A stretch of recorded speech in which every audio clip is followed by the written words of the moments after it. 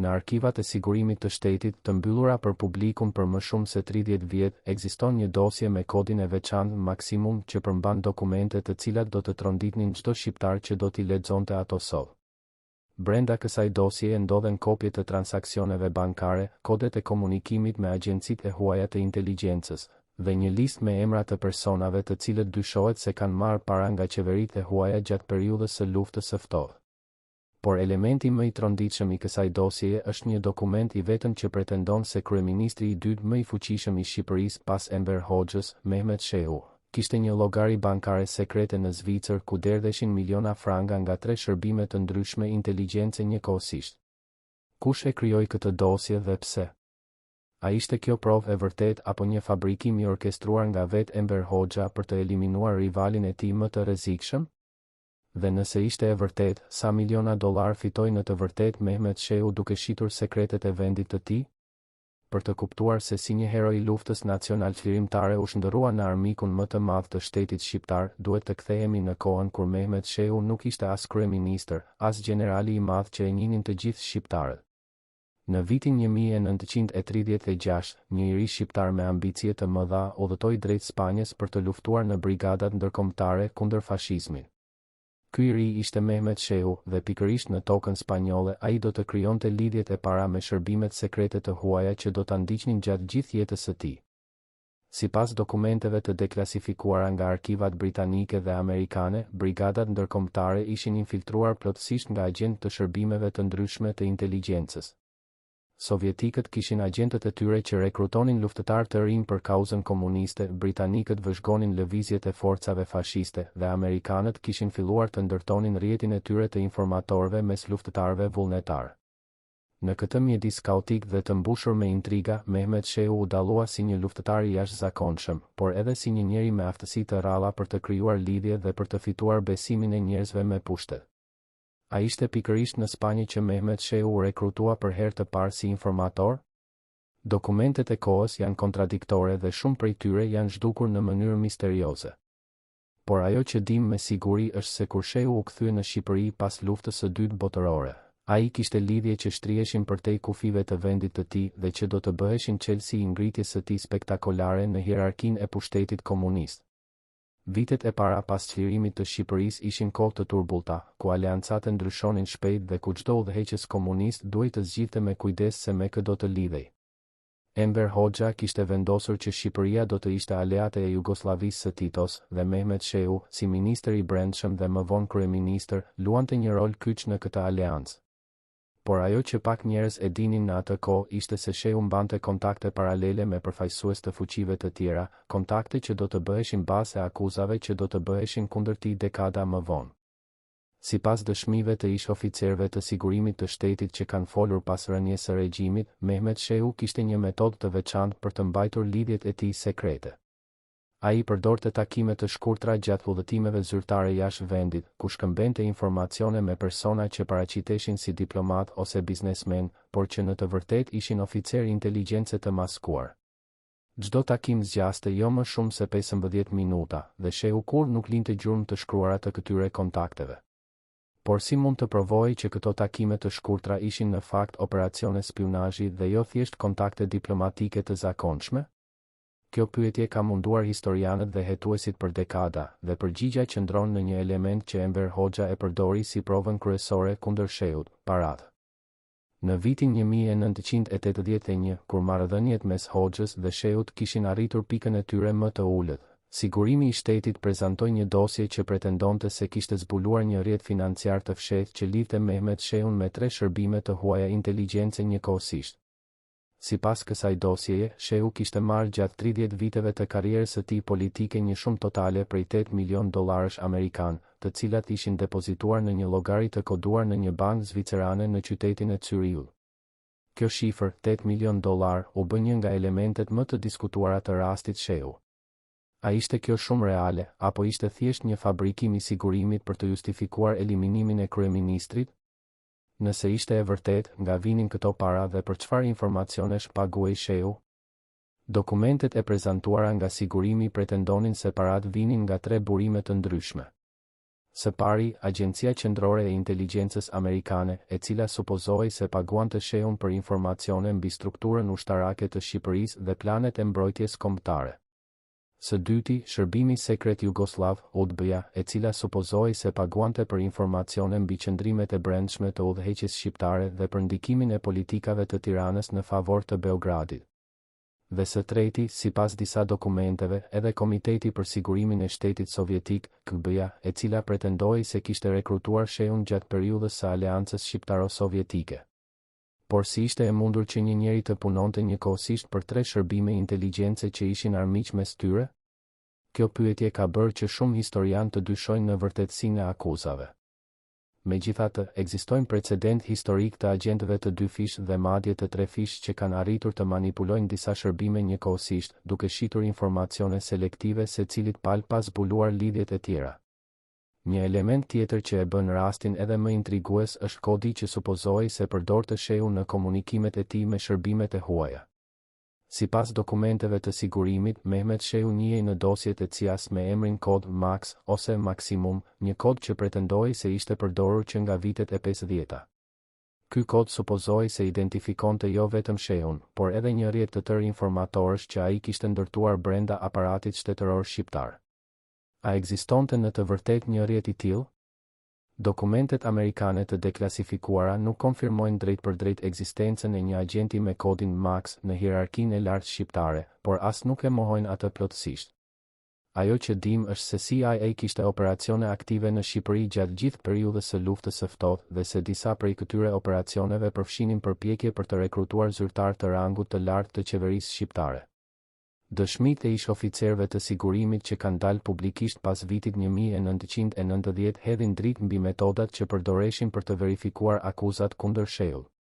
Sipas këtyre dëshmive, hetimi kundër kryeministrit zgjati më shumë se 2 vjet, gjatë të cilave u përgjuan të gjitha komunikimet e tij, u ndoqën të gjitha lëvizjet e tij, dhe u interroguan 10 persona që kishin pasur kontakte me të gjatë karrierës së tij. Por elementi më i çuditshëm i këtij hetimi ishte fakti që shumë nga provat u siguruan jo nga burime të brendshme, por nga informacione që supozohej se vinin nga shërbimet e huaja të inteligjencës. Sipas disa historianëve, Enver Hoxha përdori kanale të fshehta për të marrë informacione nga shërbimet perëndimore mbi aktivitetet e supozuara të Shehut, duke krijuar kështu një situatë paradoksale ku armiqtë e jashtëm të Shqipërisë ndihmonin në eliminimin e njeriut të dytë më të fuqishëm të vendit. Kjo hipotezë ngre pyetje të rëndësishme mbi motivet e vërteta pas akuzave. A ishte në interesin e fuqive perëndimore që Mehmet Shehu të largohej nga skena politike shqiptare? Dhe nëse po, pse? Disa analistë besojnë se Shehu, pavarësisht lidhjeve të supozuara me shërbimet e huaja, kishte filluar të bëhej shumë i pavarur dhe shumë i paparashikueshëm për t'i shërbyer efektivisht çdo pale. Për të kuptuar më mirë rolin e supozuar të Shehut si agjenti huaj, duhet të analizojmë rastet konkrete ku ai supozohej se kishte shitur informacione sekrete. Sipas dosjes së sigurimit, një nga tradhtitë më të mëdha të Shehut lidhej me çështjen e Kosovës dhe negociatat sekrete që ai kishte zhvilluar me përfaqësues jugosllav për statusin e kësaj krahine. Në vitet e 60-ta dhe 70-ta, kur marrëdhëniet shqiptaro-jugoslave ishin zyrtarisht të akulluara, Mehmet Shehu supozohej se mbante kontakte të fshehta me udhëheqës jugoslav për të diskutuar mundësinë e normalizimit të marrëdhënieve. Sipas dokumenteve të prezantuara, Shehu kishte pranuar që Shqipëria të hiqte dorë nga pretendimet e saj mbi Kosovën në këmbim të përfitimeve ekonomike dhe të njohjes ndërkombëtare. Kjo akuzë, nëse do të ishte e vërtetë, do të përbënte tradhti kombëtare të nivelit më të lartë. Për shqiptarët, çështja e Kosovës ka qenë gjithmonë një temë e shenjtë dhe ideja që kryeministri i tyre mund të kishte pranuar ta shiste këtë krahinë ishte e mjaftueshme për të ngjallur zemërim të thellë popullor. Por a ekzistojnë prova të pavarura që mbështesin këtë akuzë? Dokumentet jugoslave të deklasifikuara pas shpërbërjes së Jugosllavisë nuk përmbajnë asnjë referencë të drejtë për negociata të tilla me Mehmet Shehun. Megjithatë, mungesat në arkivat nuk janë domosdoshmërisht provë e pafajësisë, pasi është e njohur që shumë dokumente të ndjeshme u zhdukën ose u fshin gjatë periudhave të tranzicionit politik. Një tjetër element i rëndësishëm i dosjes kundër Shehut ishin akuzat për spionazh në favor të Bashkimit Sovjetik gjatë periudhës kur Shqipëria ishte aleate e ngushtë e Moskës. Sipas këtyre akuzave, Shehu kishte informuar sovjetikët mbi qëndrimet personale të Enver Hoxhës dhe mbi debatet e brendshme brenda byros politike të Partisë së Punës së Shqipërisë. Kjo akuzë ishte veçanërisht e çuditshme, duke pasur parasysh që gjatë asaj periudhe Shqipëria dhe Bashkimi Sovjetik ishin aleatë zyrtare dhe shkëmbimi i informacioneve mes tyre ishte i zakonshëm dhe i lejuar. Por sipas interpretimit të sigurimit, Shehu nuk kishte shkëmbyer informacione si pjesë e bashkëpunimit zyrtar, por kishte vepruar si agent individual që paguhet drejt për drejt nga Moska, duke anashkaluar kanalet zyrtare. Elementi financiar i akuzave mbetet më i vështirë për t'u verifikuar. Sigurimi pretendonte se kishte zbuluar transfertat bankare që provonin pagesat, por këto dokumente nuk janë bërë kurrë publike në formën e tyre origjinale. Ajo që ekziston janë përmbledhje dhe interpretime të bëra nga hetuesit e sigurimit, të cilët kishin çdo motiv për të egzageruar ose madje për të fabrikuar prova. Disa ish oficer të sigurimit që kanë folur pas rënies së regjimit kanë pohuar se dokumentet financiare kundër Shehut ishin përshtatur ose plotësuar për të krijuar një pamje më bindëse. Sipas këtyre dëshmive, shumat e vërteta që mund të ishin kaluar nëpërmjet llogarive të dyshimta ishin shumë më të vogla se 8 milion dollarët e pretenduar, dhe burimi i këtyre parave nuk ishte domosdoshmërisht i lidhur me aktivitete spionazhi. Por nëse akuzat ishin të egzageruara ose të fabrikuara, pse Enver Hoxha ndërmori një fushat kaq të gjerë kundër njeriut që kishte qenë aleat i tij i ngushtë për më shumë se 30 vjet? Përgjigjja ndoshta qëndron jo në aktivitetet e jashtme të Shehut, por në dinamikat e brendshme të pushtetit në Tiranë. Gjatë viteve të 70-ta dhe 80-ta, marrëdhënia mes Hoxhës dhe Shehut kishte pësuar ndryshime të dukshme. Shehu, i cili kishte qenë gjithmonë njeriu i aksionit dhe ekzekutori i vendimeve të Hoxhës, kishte filluar të shfaqte ambicie më të mëdha dhe të sfidonte në mënyrë të tërthort autoritetin e liderit suprem. Disa historianë besojnë se akuzat për spionazh ishin thjesht një mjet për të justifikuar eliminimin e një rivali politik që kishte bërë gabimin e të sfidonte pushtetin absolut të Hoxhës. Dëshmitë e anëtarëve të familjes Shehu, të cilat janë bërë publike pas vitit 1990, hedhin dritë të re mbi ngjarjet e vitit 1981. Sipas këtyre dëshmive, Mehmet Shehu kishte filluar të shfaqte shqetësim për sigurinë e tij personale disa muaj para se të bëheshin publike akuzat kundër tij. Ai kishte bërë komente të fshehta ndaj anëtarëve të familjes se diçka po përgatitet dhe se armiqt janë më afër se duket. A dinte Shehu që Hoxha po përgatiste fushatën kundër tij? Dhe nëse po, pse nuk ndërmori asnjë veprim për të mbrojtur veten? Këto pyetje mbeten pa përgjigje të plotë, por disa historianë besojnë se Shehu, pavarësisht inteligjencës së tij të jashtëzakonshme, nënvlerësoi vendosmërinë e Hoxhës për të eliminuar çdo kërcënim ndaj pushtetit të tij. Një aspekt tjetër i rëndësishëm i rastit është roli i familjes së Shehut në akuzat për spionazh. Sigurimi pretendonte se jo vetëm Mehmet Shehu, por edhe bashkëshortja e tij, Fiqret e Shehu, dhe djemt e tyre ishin të përfshirë në rrjetin e spionazhit. Kjo akuzë mundësoi arrestimin dhe dënimin e të gjithë familjes, duke eliminuar kështu çdo mundësi që trashëgimtarët e Shehut të mund të bëheshin një forcë politike në të ardhmen.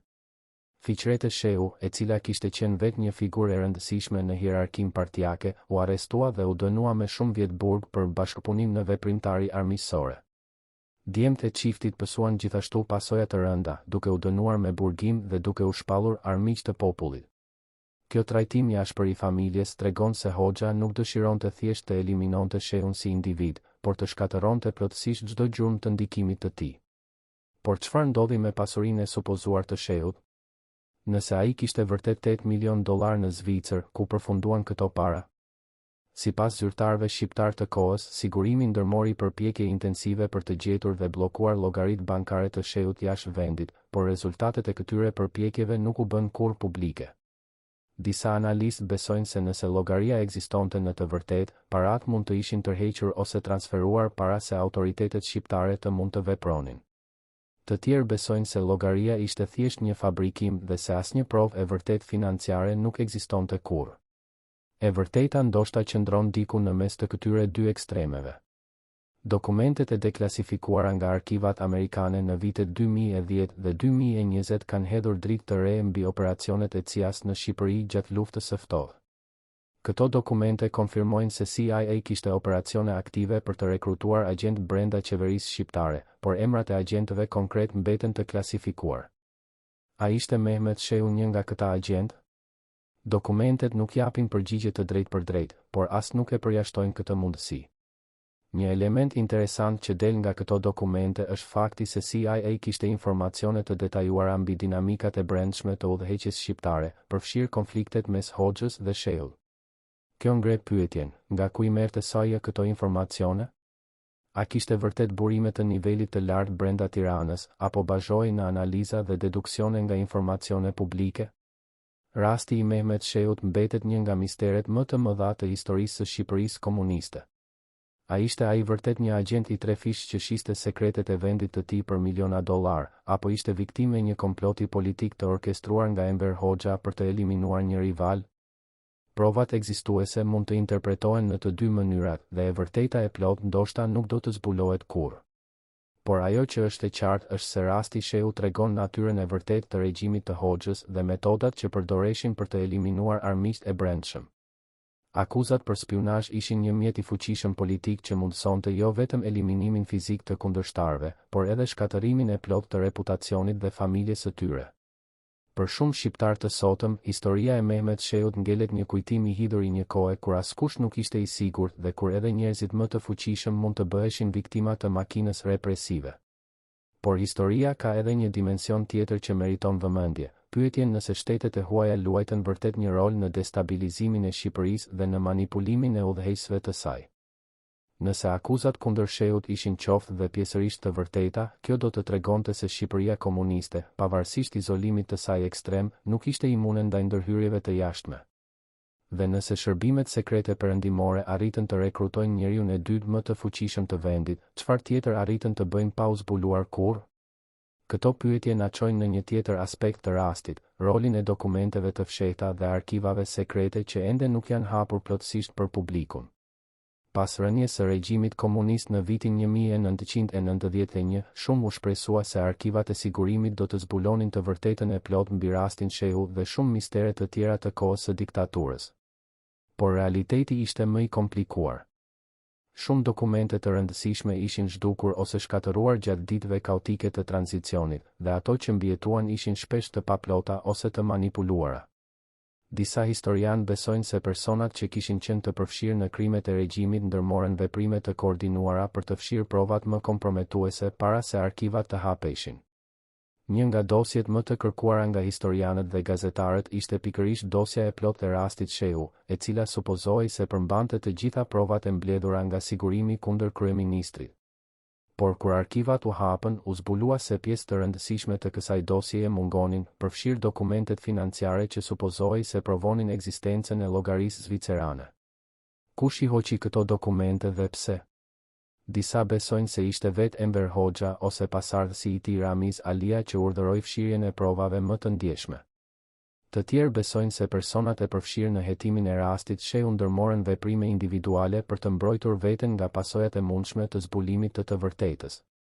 Pavarësisht mungesës së dokumenteve origjinale, dëshmitë e personave që ishin të pranishëm gjatë ngjarjeve kanë hedhur dritë mbi detaje të rëndësishme. Ish oficer të sigurimit, ish antar të qeverisë dhe familjar të Shehut kanë dhënë versione të ndryshme të ngjarjeve, disa prej të cilave bien në kundërshtim mes tyre. Sipas disa dëshmive, Mehmet Shehu u vu nën presion të jashtëzakonshëm nga Enver Hoxha në muajt parafundit të tij. Hoxha e kritikoi publikisht Shehun në disa mbledhje të byros politike, duke e akuzuar për gabime në politikën e jashtme dhe për vendime të gabuara ekonomike. Këto kritika publike ishin një sinjal i qartë se Shehu kishte rënë në mosmarrveshje me liderin suprem. Por a ishin këto kritika të lidhura me akuzat për spionazh, apo ishin thjesht shprehje e tensioneve politike mes dy njerëzve që kishin punuar së bashku për dekada? Përgjigjja varet nga interpretimi që i bëhet ngjarjeve. Disa historianë besojnë se Hoxha kishte vendosur të eliminonte Shehun para se të zbulonte provat e spionazhit dhe se akuzat u fabrikuan më vonë për të justifikuar vendimin që ishte marrë tashmë. Kjo hipotezë mbështetet nga fakti se akuzat zyrtare për spionazh u bën publike vetëm pas ngjarjeve të dhjetorit 1981. Para asaj kohe, kritikat ndaj Shehut ishin fokusuar në çështje politike dhe administrative, jo në aktivitete të supozuara spionazhi. Kjo sekuencë kronologjike sugjeron se akuzat për spionazh mund të ishin një ndërtim i mëvonshëm për të justifikuar ato që kishin ndodhur tashmë. Por nëse akuzat ishin vërtet të fabrikuara, si arritën të binden kaq shumë njerëz për vërtetësinë e tyre? Përgjigjja qëndron në pushtetin absolut që Enver Hoxha ushtronte mbi të gjitha aspektet e jetës në Shqipëri. Kur lideri suprem deklaronte se dikush ishte tradhtar, askush nuk guxonte ta kundërshtonte, pavarësisht mungesës së provave. Propaganda shtetërore luajti gjithashtu një rol kyç në bindjen e publikut. Gazetat, radio dhe televizioni u mobilizuan për të transmetuar mesazhin se Mehmet Shehu kishte qenë një armik i fshehtë që kishte punuar kundër interesave të popullit shqiptar për dekada. Kjo fushat intensive krijoi një atmosferë ku çdo dyshim mbi vërtetësinë e akuzave konsiderohej vetë tradhti. Por çfarë mendonte populli shqiptar në të vërtetë? Dëshmitë e kohës tregojnë se shumë shqiptarë ishin të tronditur nga akuzat kundër Shehut, i cili kishte qenë një figurë e respektuar dhe e njohur gjerësisht. Disa e besuan propagandën pa pyetur, të tjerë kishin dyshime por nuk guxonin t'i shprehnin, dhe një pakicë e vogël e kuptoi që ajo që po ndodhte ishte një lojë politike dhe jo zbulimi i një tradhtie të vërtetë. Sot, më shumë se 40 vjet pas ngjarjeve, debati mbi rastin Shehu vazhdon. Historian, gazetar dhe qytetar të zakonshëm ende kërkojnë përgjigje për pyetjet themelore: a ishte Mehmet Shehu vërtet një spion? Sa e vërtet ishte historia e milionave në Zvicër? Dhe cili ishte motivi i vërtet i Enver Hoxhës për të shkatëruar aleatën e tij më të ngushtë? Këto pyetje nuk janë vetëm çështje historike. Ato kanë rëndësi për të kuptuar si funksionojnë regjimet autoritare, si manipulohet e vërteta për qëllime politike dhe si individët e fuqishëm mund të bëhen viktima të sistemeve që vetë kanë ndihmuar të krijojnë. Rasti Shehu është një mësim për rrezikun e pushtetit të pakontrolluar dhe për brishtësinë e pozitave edhe në majat më të larta të hierarkisë politike. Në kapitullin e ardhshëm të këtij rrëfimi do të zbulojmë detaje të reja mbi metodat që përdori sigurimi për të ndërtuar rastin kundër Shehut, mbi rolet e individëve specifik në komplotin kundër tij, dhe mbi provat që mbeten ende të fshehta në arkivat e pakonsultuara. Çfarë sekretesh ende ruajnë këto arkiva? Dhe a do të zbulojmë ndonjëherë të vërtetën e plot mbi njeriun që u quajt agenti Moxha në arkivat e shërbimeve sekrete të vendeve perëndimore? Ekzistojnë dosje të cilat përmbajnë informacione që qeveritë ende sot hezitojnë t'i bëjnë publike plotësisht. Një nga këto dosje, e ruajtur në selin qendrore të Agjencisë Qendrore të Inteligjencës në Langley të Virginias, mban një kod të veçantë që i referohet operacioneve në Ballkan gjatë dekadave të luftës së ftohtë. Brenda kësaj dosjeje, sipas disa burimeve që kanë pasur akses të kufizuar në materiale të deklasifikuara, ndodhet një seksion i tërkushtuar Shqipërisë dhe përpjekjeve për të depërtuar në strukturat më të larta të pushtetit në Tiranë. Por elementi më intrigues i kësaj dosjeje nuk është ajo që përmban, por ajo që mungon, sepse faqe të tëra janë hequr ose censuruar me bojë të zezë që e bën të pamundur leximin e përmbajtjes origjinale. Pse një agjenci inteligjence do të censuronte dokumentet e veta të brendshme dekada pas përfundimit të luftës së ftohtë? Çfarë informacionesh janë aq të ndjeshme sa që ende sot konsiderohen të rrezikshme për t'u zbuluar? Dhe a ka lidhje kjo censur me emrin e Mehmet Shehut dhe akuzat që u ngritën kundër tij? Për të kuptuar pse shërbimet sekrete perëndimore ishin kaq të interesuara për Shqipërinë, duhet të kthehemi në kontekstin gjeopolitik të kohës dhe të analizojmë pozitën strategjike që zinte ky vend i vogël në hartën e luftës së ftohtë. Shqipëria, pavarësisht madhësisë së saj të vogël dhe popullsisë së kufizuar, kishte një rëndësi të jashtëzakonshme për të dy bloqet rivale për shkak të pozicionit të saj gjeografik në brigjet e Adriatikut dhe kontrollit që ushtronte mbi ngushticën e Otrantos, një pikë strategjike që lidhte detin Adriatik me detin Mesdhe. Gjatë viteve të 50-ta, kur Shqipëria ishte ende aleate e Bashkimit Sovjetik, forcat detare sovjetike kishin akses në portet shqiptare dhe mundësinë për të vendosur nëndetse në ujërat e Adriatikut. Kjo situatë shqetësonte thellësisht NATO-n dhe veçanërisht Shtetet e Bashkuara, të cilat e shihnin praninë sovjetike në Adriatik si një kërcënim të drejtpërdrejtë për sigurinë e Italisë dhe të gjithë krahut jugor të Aleancës Perëndimore. Për këtë arsye, depërtimi në strukturat e pushtetit shqiptar u bë një prioritet i lartë për shërbimet sekrete perëndimore. Dokumentet e deklasifikuara tregojnë se SAI ndërmori disa operacione të mëdha për të infiltruar Shqipërinë gjatë viteve të 50-ta dhe 60-ta. Operacioni më i njohur, i koduar si Bgfjen ose Valuable, përfshinte dërgimin e agjentëve shqiptar të trajnuar në perëndim për të krijuar rrjete rezistence brenda vendit. Por ky operacion dështoi në mënyrë katastrofike, me shumicën e agjentëve të dërguar që u kapën dhe u ekzekutuan nga sigurimi i shtetit shqiptar. Dështimi i këtyre operacioneve të drejtpërdrejta e detyroi Cian të ndryshonte strategjinë dhe të fokusohej në rekrutimin e burimeve brenda vetë aparatit shtetëror shqiptar. Sipas analistëve të inteligjencës, kjo qasje e re ishte shumë më e vështirë por potencialisht shumë më efektive, sepse një burim i vetëm në pozitë të lartë mund të siguronte informacione më të vlefshme se 10 agent të infiltruar nga jashtë. A ishte Mehmet Shehu një nga objektivat e kësaj strategjie të re?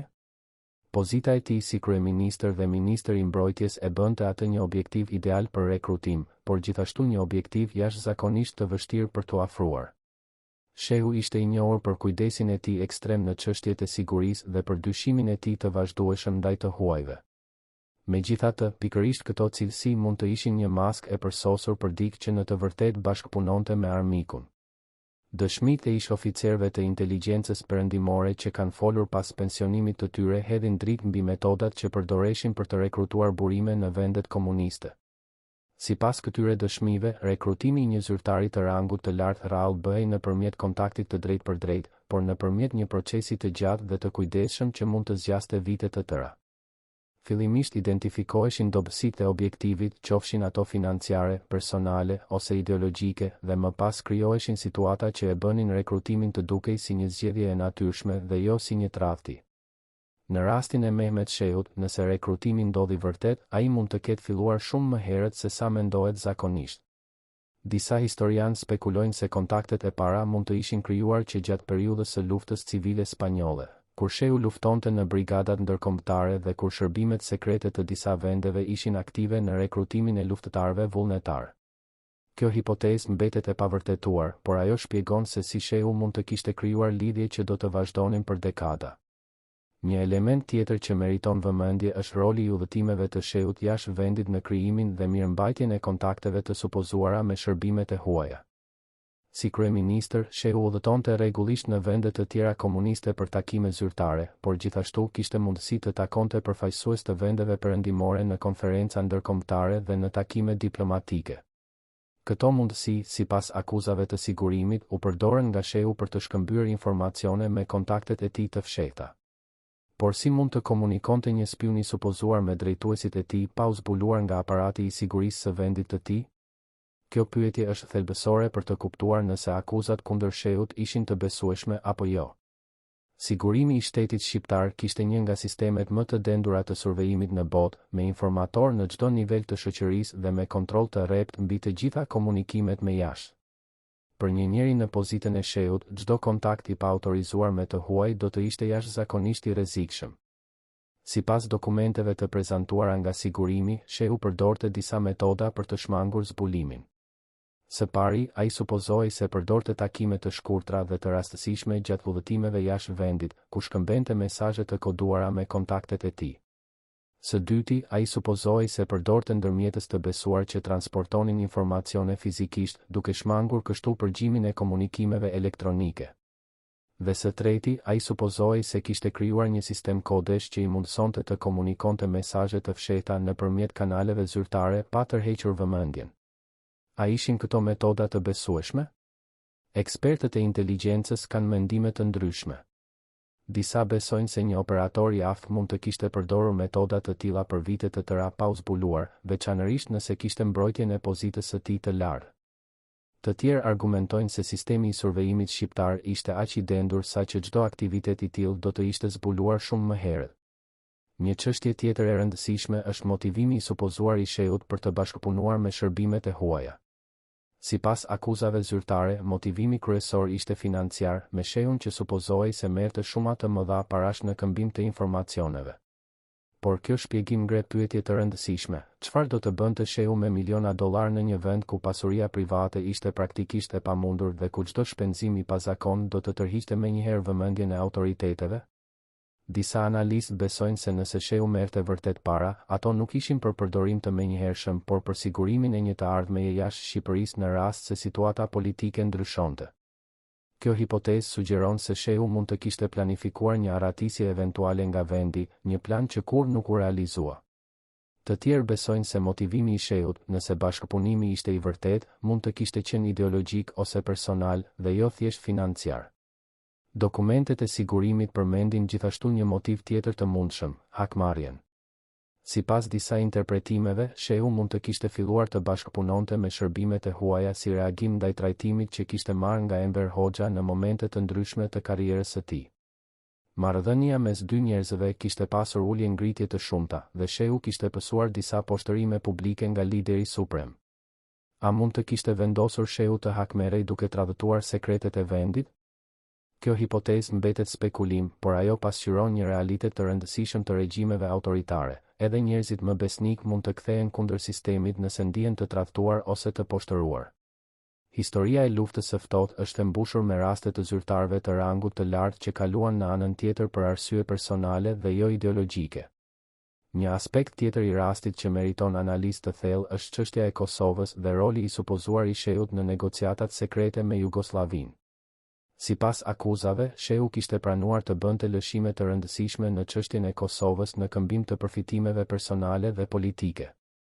Kjo akuzë ishte veçanërisht e rëndë sepse prekej një temë që ishte dhe mbetet jashtëzakonisht e ndjeshme për shqiptarët. Për të kuptuar peshën e kësaj akuze, duhet të kujtojmë se gjatë periudhës komuniste, qeveria shqiptare mbante një qëndrim zyrtar të fortë në mbështetje të drejtave të shqiptarëve të Kosovës, edhe pse marrëdhëniet me Jugosllavinë ishin të ndërprera. Propaganda shtetërore e paraqiste Shqipërinë si mbrojtësen e vetme të interesave kombëtare shqiptare dhe çdo sugjerim se udhëheqësit mund të kishin bërë kompromise në këtë çështje do të ishte një goditje e rëndë për legjitimitetin e regjimit. Sipas dokumenteve të prezantuara nga sigurimi, shehu kishte zhvilluar bisedime sekrete me përfaqësues jugosllav në disa raste gjatë viteve të 60-ta dhe 70-ta. Këto bisedime supozoj se kishin për qëllim normalizimin e marrëdhënieve mes dy vendeve, por sipas akuzave, shehu kishte shkuar më larg se sa ishte i autorizuar dhe kishte bërë premtime që binin ndesh me politikën zyrtare të Tiranës. A ekzistojnë prova të pavarura për këto bisedime sekrete? Arkivat jugoslave që janë hapur pas shpërbërjes së Federatës përmbajnë referenca për kontakte të ndryshme me zyrtarë shqiptar gjatë periudhës së luftës së ftohtë, por identiteti i personave të përfshirë shpesh nuk specifikohet qartë. Disa historian kanë interpretuar këto dokumente si konfirmim të akuzave kundër shehut, ndërsa të tjerë argumentojnë se kontaktet mund të ishin zhvilluar nga persona të tjerë ose në kontekste të ndryshme nga ato që pretendonte sigurimi. Një element interesant që del nga arkivat jugoslave është fakti se shërbimi sekret jugoslav, UDBA, kishte informacione të detajuara mbi konfliktet e brendshme brenda udhëheqjes shqiptare. Kjo ngre pyetjen, nga i merrte UDBA këto informacione?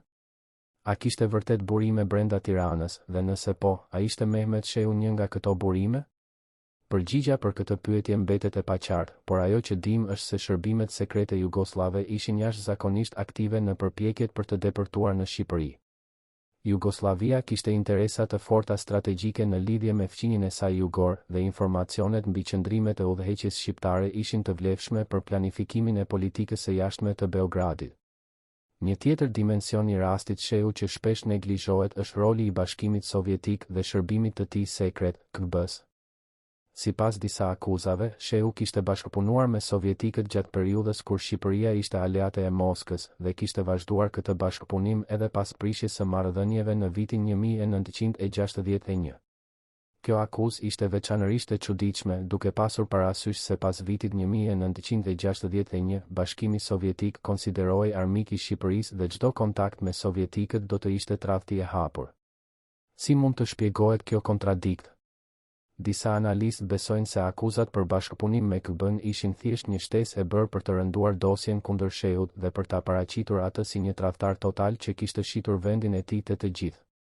Kjo qasje do të ishte në përputhje me praktikat e zakonshme të regjimeve autoritare, ku akuzat kundër armiqve politik shpesh egzagerohen për efekt maksimal. Të tjerë besojnë se nëse bashkëpunimi me KGB-n ishte i vërtet, ai mund të kishte filluar gjatë periudhës së aleancës dhe të kishte vazhduar në formë të modifikuar edhe pas prishjes së marrëdhënieve. Sipas kësaj hipoteze, shehu mund të kishte mbajtur kontakte me element brenda aparatit sovjetik që vepronin në mënyrë të pavarur nga politika zyrtare e Kremlinit. Kjo mundësi, edhe pse e vështirë për t'u provuar, nuk është plotësisht e pamundur duke pasur parasysh kompleksitetin e marrëdhënieve brenda botës komuniste. Një çështje tjetër që meriton vëmendje është roli i dokumenteve financiare në ndërtimin e rastit kundër shehut. Sigurimi pretendonte se kishte zbuluar prova të transfertave bankare që lidhinin shehun me llogaritë e huaja, por natyra e saktë e këtyre provave kur nuk u bë plotësisht publike. Kjo mungesë transparence ka ushqyer dyshimet se provat mund të ishin të fabrikuara ose të manipuluara. Sipas disa dëshmive të ish oficerëve të sigurimit, dokumentet financiare që u prezantuan si prova ishin në fakt rekonstruksione të bëra nga hetuesit bazuar në supozime dhe deduksione, dhe jo dokumente origjinale të marra nga bankat e huaja. Nëse kjo është e vërtet, atëherë baza e akuzave financiare kundër sheut do të ishte shumë më e dobët se sa u pretendua zyrtarisht. Por si mund të verifikohet kjo sot?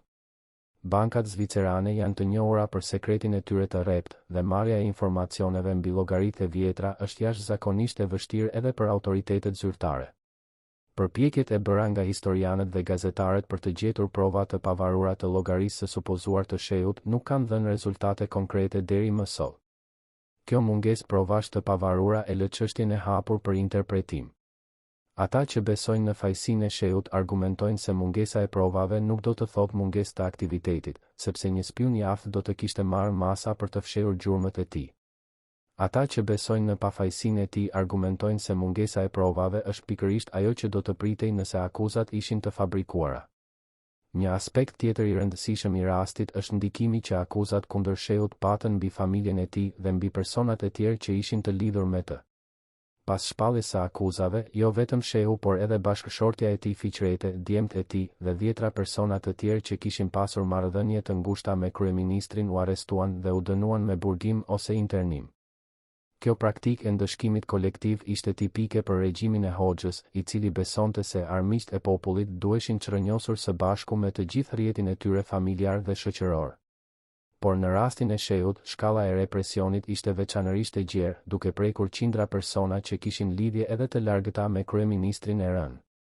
Fiqrete Shehu, e cila kishte qenë vetë një figurë e rëndësishme në hierarkinë partijake si anëtare e Komitetit Qendror, u akuzua për bashkëpunim në aktivitetet e supozuara të bashkëshortit të saj. Sipas akuzave, ajo kishte dijeni për kontaktet e Mehmetit me shërbimet e huaja dhe kishte ndihmuar në fshehjen e tyre. Ajo u dënua me shumë vjet burgim dhe kaloi pjesën më të madhe të viteve të 80-ta në kushte të vështira izolimi. Djemtë e çiftit Shehu pësuan gjithashtu pasoja të rënda. Ata u larguan nga pozitat e tyre, u dënuan me burgim dhe u shpallën mbi të tradhtarit që nuk kishin të drejtë të integrohen në shoqërinë socialiste. Kjo etiket i ndoqi ata për vite të tëra dhe i pengoi të kishin një jetë normale edhe pas lirimit nga burgu. Trajtimi i familjes Shehu ngre pyetje të rëndësishme mbi motivet e vërteta pas akuzave. Nëse qëllimi ishte thjesht të ndëshkojë një spion i supozuar, pse ishte e nevojshme të shkatërrohej e gjithë familja? Përgjigjja ndoshta qëndron në logjikën e regjimit totalitar, i cili nuk toleronte asnjë mundësi që trashëgimtarët e një armiku të mund të bëheshin një forcë opozitare në të ardhmen. Por ka edhe një shpjegim tjetër të mundshëm. Ndëshkimi i familjes mund të ketë shërbyer si paralajmërim për të gjithë të tjerët që mund të mendonin të sfidonin pushtetin e Hoxhës. Duke treguar se edhe njeriu i dytë më i fuqishëm i vendit mund të shkatërrohej plotësisht së bashku me të gjithë të afërmit e tij, regjimi dërgonte një mesazh të qartë: askush nuk ishte i paprekshëm. Dëshmitë e anëtarëve të familjes Shehu që kanë folur pas rënies së regjimit hedhin dritë mbi përvojën e tyre traumatike. Sipas këtyre dëshmive, ata u trajtuan me brutalitet të jashtëzakonshëm nga autoritetet, duke përfshirë tortura fizike dhe psikologjike gjatë hetimeve. Qëllimi i këtyre metodave ishte të detyroheshin të rrëfenin aktivitetet e supozuara të Mehmet Shehut dhe të jepnin dëshmi që do të përdoreshin për të ndërtuar rastin kundër tij. Por a ishin këto rrëfime të besueshme? Ekspertët e të drejtave të njeriut dhe historianët kanë dokumentuar gjerësisht se dëshmitë e marra nën torturë janë shpesh të pabesueshme, sepse viktimat do të thonë çfarëdo që torturuesit duan të dëgjojnë për të ndalur vuajtjen. Kjo ngre dyshime serioze mbi vlerën provuese të dëshmive që u përdorën kundër Shehut dhe familjes së tij. Një aspekt tjetër i rastit që meriton analizë është roli i mediave dhe propagandës në formësimin e perceptimit publik. Pas shpalljes së akuzave, të gjitha mjetet e informimit në Shqipëri u mobilizuan për të transmetuar mesazhin zyrtar se Mehmet Shehu kishte qenë një tradhtar që kishte punuar kundër interesave të popullit për dekada.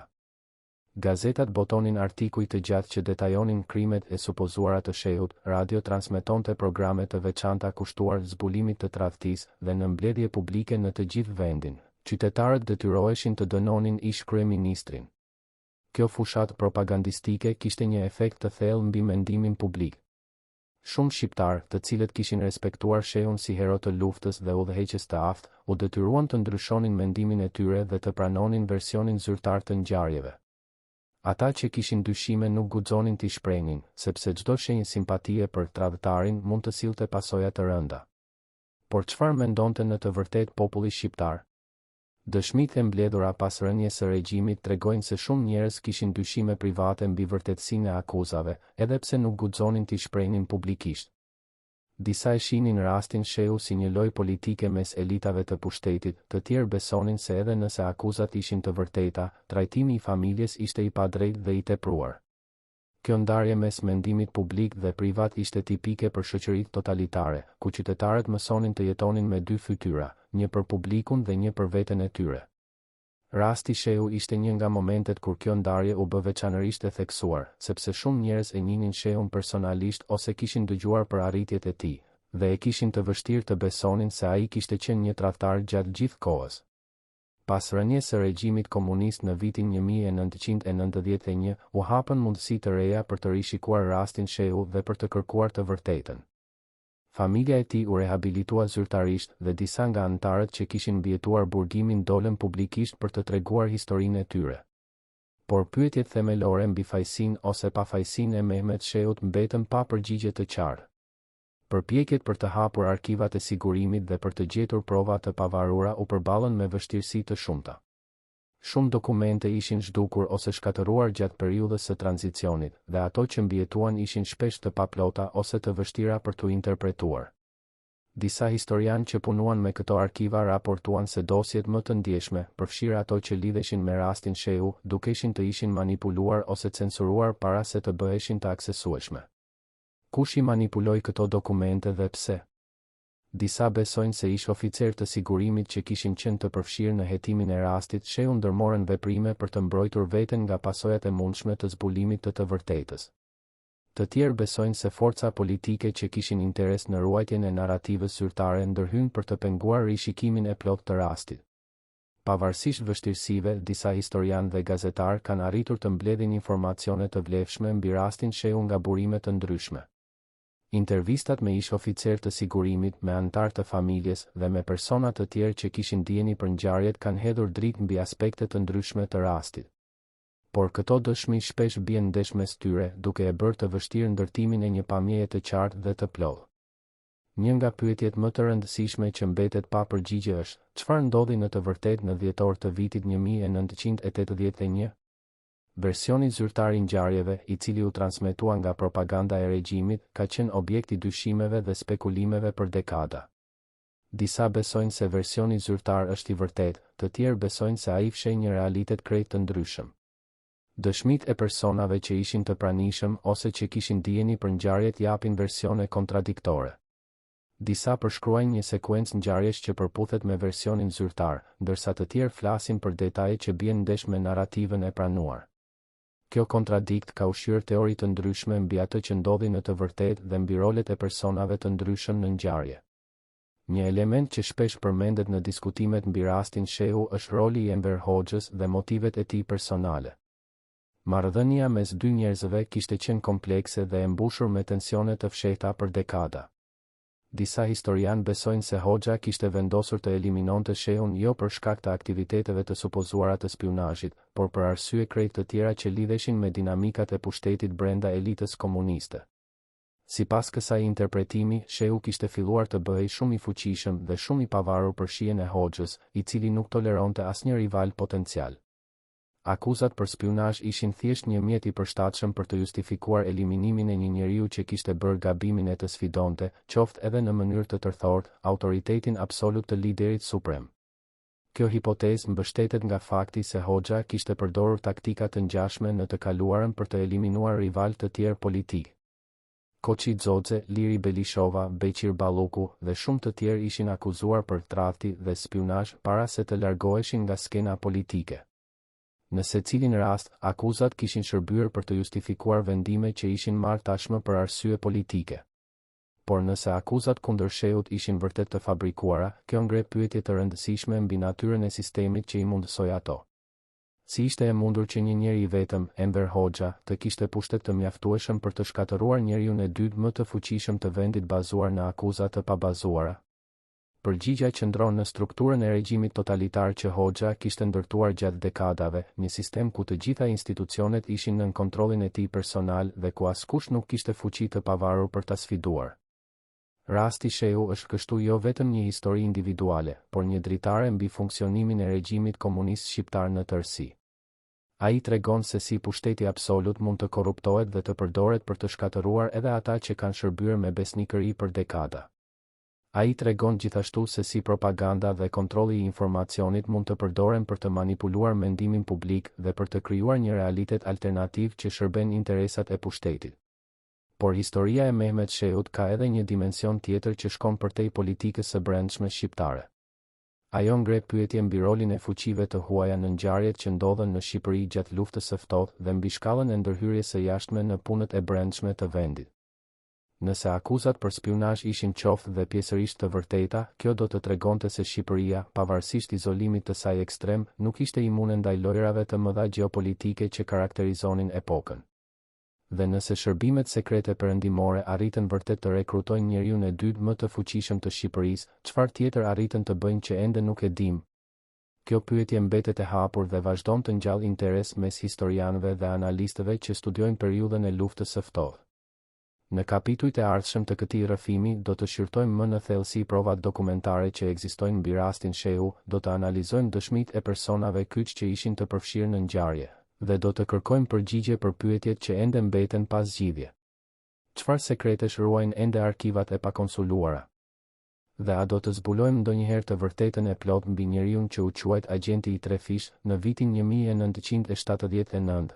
Një diplomat perëndimor që shërbente në një nga ambasadat e akredituara në Tiranë dërgoi një telegram sekret në kryeqytetin e tij që përmbante një vëzhgim të çuditshëm mbi sjelljen e Mehmet Sheut gjatë një pritjeje diplomatike. Sipas këtij telegrami, i cili u deklasifikua vetëm në vitet 2010, Sheu kishte bërë komente të pazakonta mbi marrëdhëniet ndërkombëtare që dukeshin të binin ndesh me linjën zyrtare të Tiranës, dhe kishte shprehur interesim të veçantë për zhvillimet ekonomike në Perëndim në një mënyrë që nuk ishte tipike për një udhëheqës të një vendi të izoluar si Shqipëria. Diplomati përfundonte telegramin e tij me një pyetje që do të merrte rëndësi të jashtëzakonshme vetëm 2 vjet më vonë: apo përgatitej Sheu për diçka që të tjerët nuk e dinin ende? Kush ishte ky diplomat dhe pse raporti i tij u konsiderua aq i rëndësishëm sa që u ruajt në arkivat sekrete për dekada? Dhe a kishte vërtet Sheu plane të fshehta që askush në Tiranë nuk i dinte? Për të kuptuar kontekstin e këtij raporti diplomatik, duhet të analizojmë situatën e brendshme të Shqipërisë në fund të viteve 70 dhe fillimin e viteve 80, një periudhë që shënoi fillimin e fundit për Mehmet Sheun. Në atë kohë, Shqipëria ndodhej në një izolim pothuajse të plotë ndërkombëtar, pa marrëdhënie diplomatike me asnjë fuqi të madhe dhe me një ekonomi që po përballej me vështirësi gjithnjë e më të mëdha. Enver Hoxha, i cili kishte udhëhequr vendin për më shumë se 35 vjet, po plakej dhe shëndeti i tij po përkeqësohej, duke hapur pyetje mbi të ardhmen e udhëheqjes së vendit. Në këtë kontekst, Mehmet Sheu, si kryeministër dhe njeriu i dytë më i fuqishëm i vendit, dukej si kandidati më i natyrshëm për të trashëguar Hoxhën. Ai kishte përvojë të gjatë në qeverisje, kishte respektin e ushtrisë si ish komandant i forcave partizane dhe kishte treguar aftësi të jashtëzakonshme në menaxhimin e çështjeve të brendshme dhe të jashtme. Por pikërisht këto cilësi që e bënin Sheun kandidatin më të fortë për pasardhës ishin edhe ato që e bënin atë kërcënimin më të madh për Hoxhën dhe për ata që donin të kontrollonin tranzicionin e pushtetit. Sipas dëshmive të ish zyrtarëve të lartë që kanë folur pas rënies së regjimit, tensionet mes Hoxhës dhe Sheut kishin filluar të shfaqeshin hapur në mbledhjet e byros politike që nga viti 1977. Hoxha kishte filluar të kritikonte vendimet e Sheut në mënyrë gjithnjë e më të ashpër, duke vënë në dyshim gjykimin e tij në çështje të ndryshme të politikës së brendshme dhe të jashtme. Këto kritika, të cilat në fillim dukeshin si mosmarrëveshje normale mes kolegëve, gradualisht morën një ton më personal dhe më kërcënues. Një nga momentet kyçe në përkeqësimin e marrëdhënieve ishte debati mbi politikën ekonomike në vitin 1978. Shehu kishte propozuar disa reforma të kufizuara që synonin të përmirësonin efikasitetin e ekonomisë shqiptare pa ndryshuar thelbin e sistemit socialist. Por Hoxha i kundërshtoi këto propozime me forcë, duke i cilësuar si devijime të rrezikshme që mund të hapnin derën për ndikime kapitaliste. Ky debat, i cili u zhvillua në mbledhje të mbyllura të udhëheqjes, shënoi fillimin e një lufte të fshehtë për pushtet që do të përfundonte me shkatërimin e Shehut. Por a ishin këto mosmarrëveshje politike arsyeja e vërtetë e konfliktit, apo ishin thjesht shfaqja e sipërfaqes e tensioneve më të thella që kishin rënë në dekada rivalitetit të fshehtë? Disa historianë besojnë se marrëdhënia mes Hoxhës dhe Shehut kishte qenë problematike që nga fillimi, dhe se bashkëpunimi i tyre i gjatë kishte qenë më shumë rezultat i nevojës reciproke se sa i besimit të vërtetë. Sipas kësaj interpretimi, Hoxha kishte nevojë për aftësitë ushtarake dhe ekzekutive të Shehut, ndërsa Shehu kishte nevojë për legjitimitetin politik që vetëm Hoxha mund t'i jepte. Kjo marrëdhënie simbiotike kishte funksionuar për dekada, por tani po arrinte në fund të ciklit të saj. Hoxha, duke ndjerë se koha e tij po mbaronte, donte të sigurohej se tranzicioni i pushtetit do të bëhej sipas dëshirave të tij dhe se personi që do ta trashëgonte do të ishte dikush që ai mund ta kontrollonte edhe pas largimit nga skena. Shehu, me personalitetin e tij të fortë dhe me bazën e tij të pavarur të pushtetit, nuk i përgjigjej këtij profili. Dokumentet e brendshme të partisë që janë bërë të aksesueshme pas vitit 1991 tregojnë se Hoxha kishte filluar të përgatiste terrenin për largimin e Shehut që nga viti 1979. Në disa mbledhje të byros politike, ai kishte ngritur pyetje mbi gabimet e kaluara të Shehut dhe kishte sugjeruar se disa vendime të marra nga kryeministri kishin qenë të dëmshme për interesat e vendit. Këto komente, të cilat në atë kohë mund të dukeshin si kritika të zakonshme, ishin në fakt hapat e parë të një fushate sistematike për të diskredituar Shehun. Por Hoxha dinte se nuk mund ta largonte Shehun thjesht për mosmarrëveshje politike. Kryeministri kishte shumë mbështetës brenda aparatit shtetëror dhe ushtarak, dhe një largim i papritur mund të shkaktonte reagime të paparashikueshme. Për këtë arsye, Hoxha kishte nevojë për një akuzë që do të ishte aq e rëndë sa që askush nuk do të guxonte ta mbronte Shehun, një akuzë që do ta shndërronte heroin e luftës në armikun më të urryer të popullit. Akuza e spionazhit ishte zgjidhja e përsosur. Në një vend ku nacionalizmi ishte përdorur si mjet legjitimimi për dekada dhe ku çdo kontakt me të huajt shihej me dyshim, akuza se kryeministri kishte shitur sekretet e vendit të armiqt do të ishte goditja përfundimtare. Por për ta bërë këtë akuzë të besueshme, Hoxha kishte nevojë për prova që do të bindin jo vetëm publikun, por edhe antarët e tjerë të udhëheqjes që mund të kishin dyshime. Këtu hyn në lojë roli i sigurimit të shtetit dhe i drejtuesve të tij në ndërtimin e rastit kundër Shehut. Sipas dëshmive të ish oficerëve që kanë folur pas rënies së regjimit, sigurimi mori urdhër nga Hoxha për të mbledhur çdo informacion që mund të përdorej kundër kryeministrit, pavarësisht nëse ky informacion ishte i vërtetë apo i dyshim. Kjo detyrë u krye me zellin e zakonshëm të një aparati që kishte mësuar të mos pyeste urdhërat e liderit suprem. Hetuesit e sigurimit filluan të rishikonin të gjithë karrierën e Shehut, duke kërkuar çdo detaj që mund të interpretohej si provë e aktivitetit të dyshim. Udhëtimet e tij jashtë vendit u analizuan me kujdes, kontaktet e tij me diplomatë të huaj u dokumentuan, dhe çdo koment i pazakontë që ai kishte bërë gjatë viteve u regjistrua dhe u interpretua në dritën më të keqe të mundshme. Ky proces, i cili zgjati më shumë se 2 vjet, prodhoi një dosje voluminoze që pretendonte të provonte se Shehu kishte qenë agent i shërbimeve të huaja për dekada. Por sa e besueshme ishte kjo dosje? Analizat e bëra nga historianët pas hapjes së arkivave tregojnë se shumë nga provat e prezantuara ishin të bazuara në interpretime spekulative dhe jo në fakte konkrete. Për shembull, një takim i shkurtër mes Shehut dhe një diplomati perëndimor gjatë një konferencë ndërkombëtare u interpretua si kontakt operativ me shërbimin sekret armik, edhe pse nuk kishte asnjë provë se diplomati në fjalë ishte oficer inteligjence ose se biseda kishte përmbajtur informacione të ndjeshme. Në mënyrë të ngjashme, disa komente të bëra nga Shehu në mbledhje të brendshme, ku ai kishte shprehur mendime që ndryshonin nga linja zyrtare, u interpretuan si provë se ai po ndishte një agent të fshehtë të diktuar nga drejtuesit e tij të huaj. Kjo logjikë rrethore, ku çdo veprim mund të interpretohej si provë fajësie, ishte tipike për hetimet politike në regjimet totalitare dhe tregonte se qëllimi nuk ishte të zbulohej e vërteta, por të ndërtojë një rast që do të justifikonte një vendim të marrë tashmë. Një element veçanërisht problematik i dosjes ishte trajtimi i çështjes financiare. Sigurimi pretendonte se kishte zbuluar prova të transfertave bankare që lidhinin shehun me llogari të huaja, por këto prova nuk u prezantuan kurrë në formën e tyre origjinale. Në vend të dokumenteve bankare autentike, dosja përmbante rekonstruksione dhe analiza të bëra nga hetuesit, të cilat pretendonin të tregonin se si parat kishin lëvizur nga shërbimet e huaja të shehu. Kjo mungesë dokumentesh origjinale ka bërë që shumë ekspertë të dyshojnë në vërtetësinë e akuzave financiare. Nëse sigurimi kishte vërtet prova të transfertave bankare, pse nuk i prezantoi ato drejt për drejt? Dhe nëse nuk kishte prova të tilla, si mund të pretendonte se dinte shumën e saktë që shehu kishte marrë $8 milion, një shifër që u përsërit vazhdimisht në propagandën zyrtare? Disa ish oficer të sigurimit që kanë folur pas rënies së regjimit kanë pranuar se shifra e $8 milion ishte më shumë një vlerësim simbolik se sa një shumë e dokumentuar me saktësi. Sipas këtyre dëshmive, hetuesit kishin marrë urdhër të prodhonin një shifër që do të ishte mjaft e madhe për të tronditur publikun, por jo aq e madhe sa të dukej e pabesueshme. $8 milion ishte një kompromis mes këtyre dy kërkesave, një shumë që dukej e mjaftueshme për të justifikuar akuzën e tradhtisë së madhe. Por nëse shifra ishte e fabrikuar, kjo ngre pyetje mbi të gjithë strukturën e akuzave. Nëse sigurimi ishte i gatshëm të shpikte detaje financiare, çfarë elementesh të tjera të dosjes mund të ishin gjithashtu të fabrikuara? Kjo pyetje ka munduar historianët që kanë studiuar rastin dhe ka bërë që shumë prej tyre të arrijnë në përfundimin se dosja kundër shehut ishte më shumë një ndërtim politik se sa një hetim i vërtetë. Megjithatë, ka edhe historianë që argumentojnë se edhe nëse detajet specifike të dosjes ishin të egzageruara ose të fabrikuara, kjo nuk do të thotë domosdoshmërisht se shehu ishte plotësisht i pafajshëm. Sipas kësaj pikpamjeje, është e mundur që shehu të ketë pasur vërtet kontakte të paautorizuara me përfaqësues të huaj, edhe nëse shkalla dhe natyra e këtyre kontakteve ishte e ndryshme nga ajo që pretendonte sigurimi.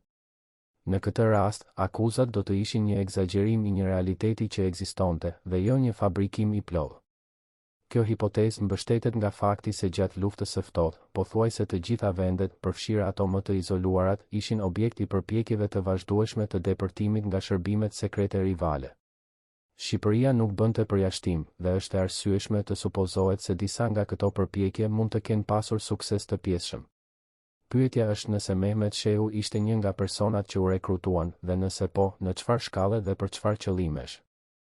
Dokumentet e deklasifikuara nga arkivat amerikane dhe britanike japin një pamje të pjesshme të operacioneve perëndimore në Shqipëri, por ato nuk konfirmojnë dhe as nuk mohojnë drejt për drejt përfshirjen e Shehut. Kjo mungesë konfirmimi mund të interpretohet në dy mënyra, ose Shehu nuk ishte vërtet agjent dhe prandaj nuk përmendet në dokumentet perëndimore, ose ai ishte një aset aq i vlefshëm sa që identiteti i tij mbetet i klasifikuar edhe dekada pas përfundimit të luftës së ftohtë.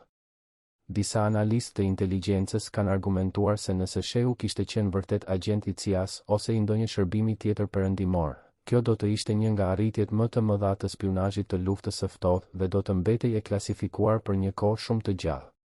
Rekrutimi i njeriut të dytë më të fuqishëm të një vendi armik do të ishte një sukses i jashtëzakonshëm që shërbimet sekrete nuk do të donin ta zbulonin, edhe pas dekadash, për të mbrojtur metodat dhe burimet e tyre. Por kjo logjik mund të përdoret edhe në drejtim të kundërt. Nëse Shehu nuk ishte agjent, mungesa e dokumenteve që e konfirmojnë këtë do të ishte pikërisht ajo që do të pritej. Në këtë rast, heshtja e arkivave perëndimore nuk do të ishte provë e fajësisë, por thjesht pasqyrimi i faktit se nuk kishte asgjë për të raportuar. Një aspekt tjetër i rastit që meriton analizë të thellë është çështja e motivimit. Nëse Shehu bashkëpunonte vërtet me shërbimet e huaja, çfarë e motivonte atë të merrte një risk kaq të madh? Akuzat zyrtare pretendonin se motivimi ishte kryesisht financiar, por kjo shpjegim ka dobësi të dukshme. Në një vend ku pasuria private ishte praktikisht e pamundur dhe ku çdo shpenzim i pazakon do të tërhiqte vëmendjen, milionat e supozuara në Zvicër do të ishin pothuajse të papërdorshme për Shehun gjatë jetës së tij në Shqipëri. Disa analistë kanë sugjeruar se nëse paratë ekzistonin, ato mund të ishin menduar si sigurim për një të ardhme të pasigurt, një fond që Shehu ose familja e tij mund ta përdornin në rast se situata në Shqipëri ndryshonte rrënjësisht. Kjo hipotezë sugjeron se Shehu mund të kishte parashikuar mundësinë e një ndryshimi regjimi dhe kishte marrë masa për të siguruar veten dhe të afërmit e tij. por ka edhe shpjegime të tjera të mundshme për motivimin e supozuar të shehut. Disa historian kanë sugjeruar se nëse bashkëpunimi ishte i vërtet, ai mund të kishte filluar jo përpara, por për arsye ideologjike ose personale. Shehu, i cili kishte udhëtuar gjerësisht në rinin e tij dhe kishte parë botën jashtë Shqipërisë, mund të kishte zhvilluar dyshime mbi sistemin që po ndihmonte të ndërtonte. Këto dyshime, të kombinuara me tensionet e tij me Hoxhën, mund ta kishin bërë atë të hapur ndaj ofertave nga jashtë. Një tjetër mundësi është se shehu mund të ketë bashkëpunuar me shërbimet e huaja jo si tradhtar, por si dikush që besonte se po vepronte në interesin e vërtet të Shqipërisë.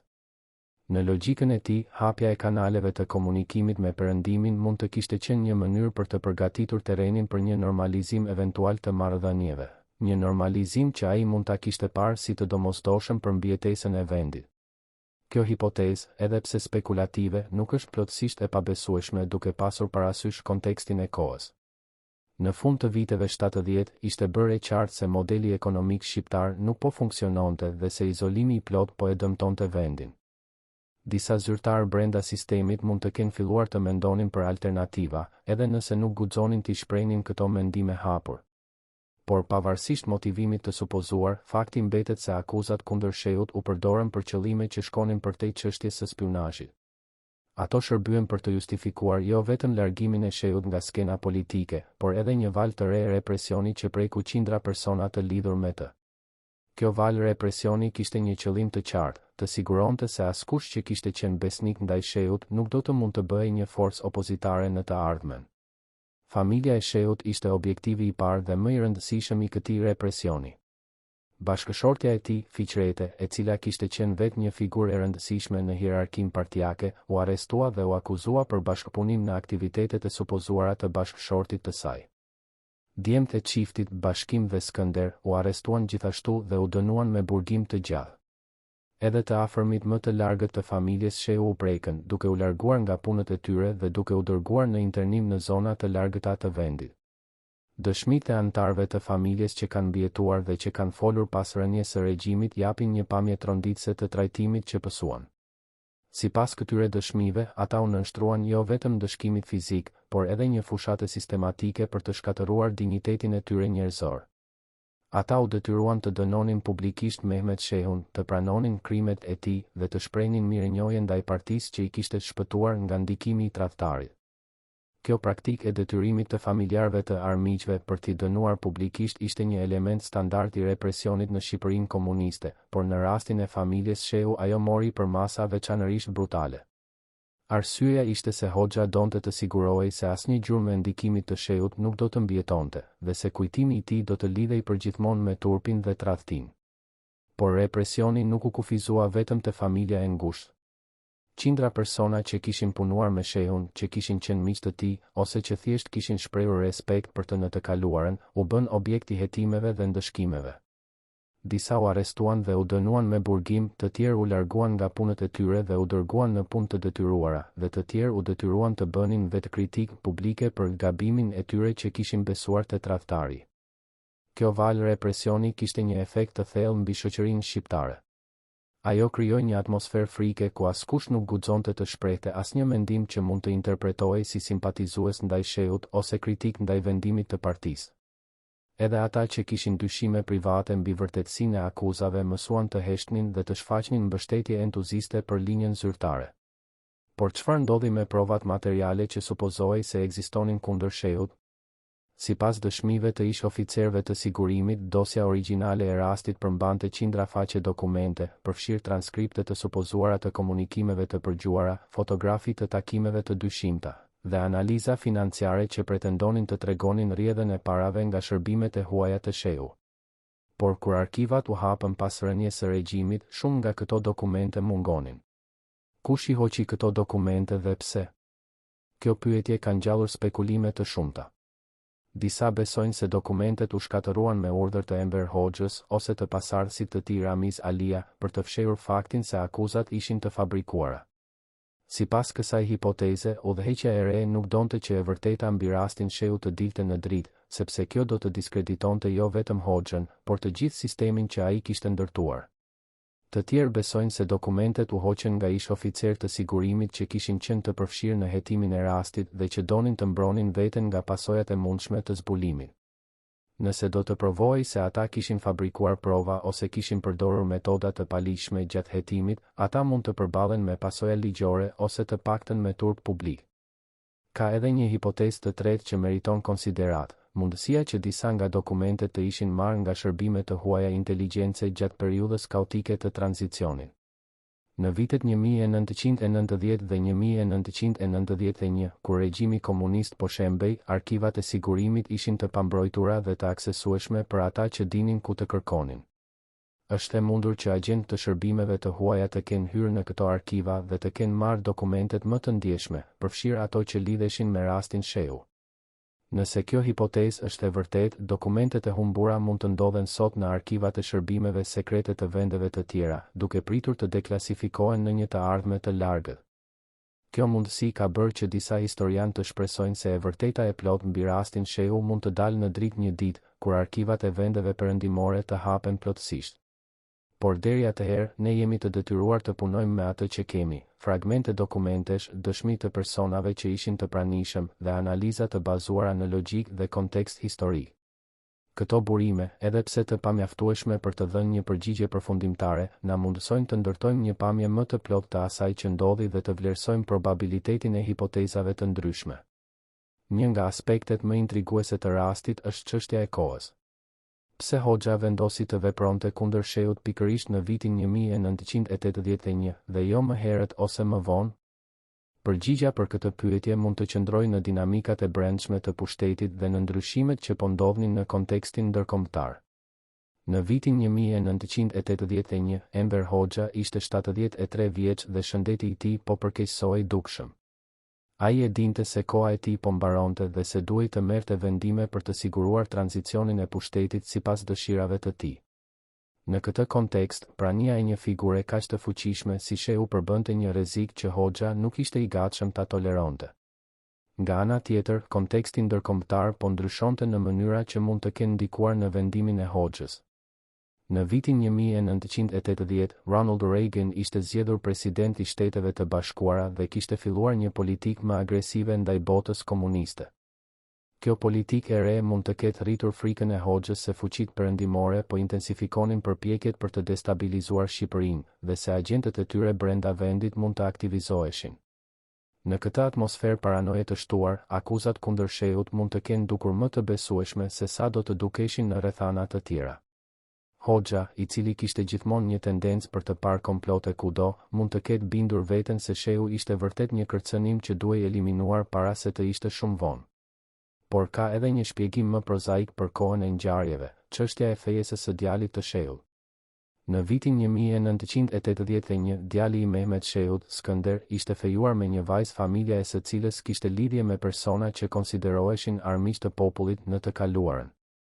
Kjo fejes u bë preteksti i parë për konfliktin e hapur mes Hoxhës dhe Shehut, dhe disa historianë besojnë se ajo ishte shkëndija që ndezi zjarrin që kishte qenë duke u përgatitur për vite. Sipas dëshmive të kohës, Hoxha reagoi me zemërim të jashtëzakonshëm kur mësoi për fejesën, duke e cilësuar atë si provë se Shehu kishte humbur vigjilencën revolucionare dhe se po lejonte që familja e tij të lidhej me element armiqësor. Kjo reagim duke i tepruar për një çështje kaq personale dhe shumë vëzhgues të kohës e interpretuan si shenjë se Hoxha kishte vendosur tashmë të vepronte kundër Shehut dhe po kërkonte thjesht një pretekst. Debati mbi fejesën u zhvillua në disa mbledhje të byros politike në nëntor të vitit 1981 dhe sipas dëshmive të personave që ishin të pranishëm, atmosfera ishte jashtëzakonisht e tensionuar.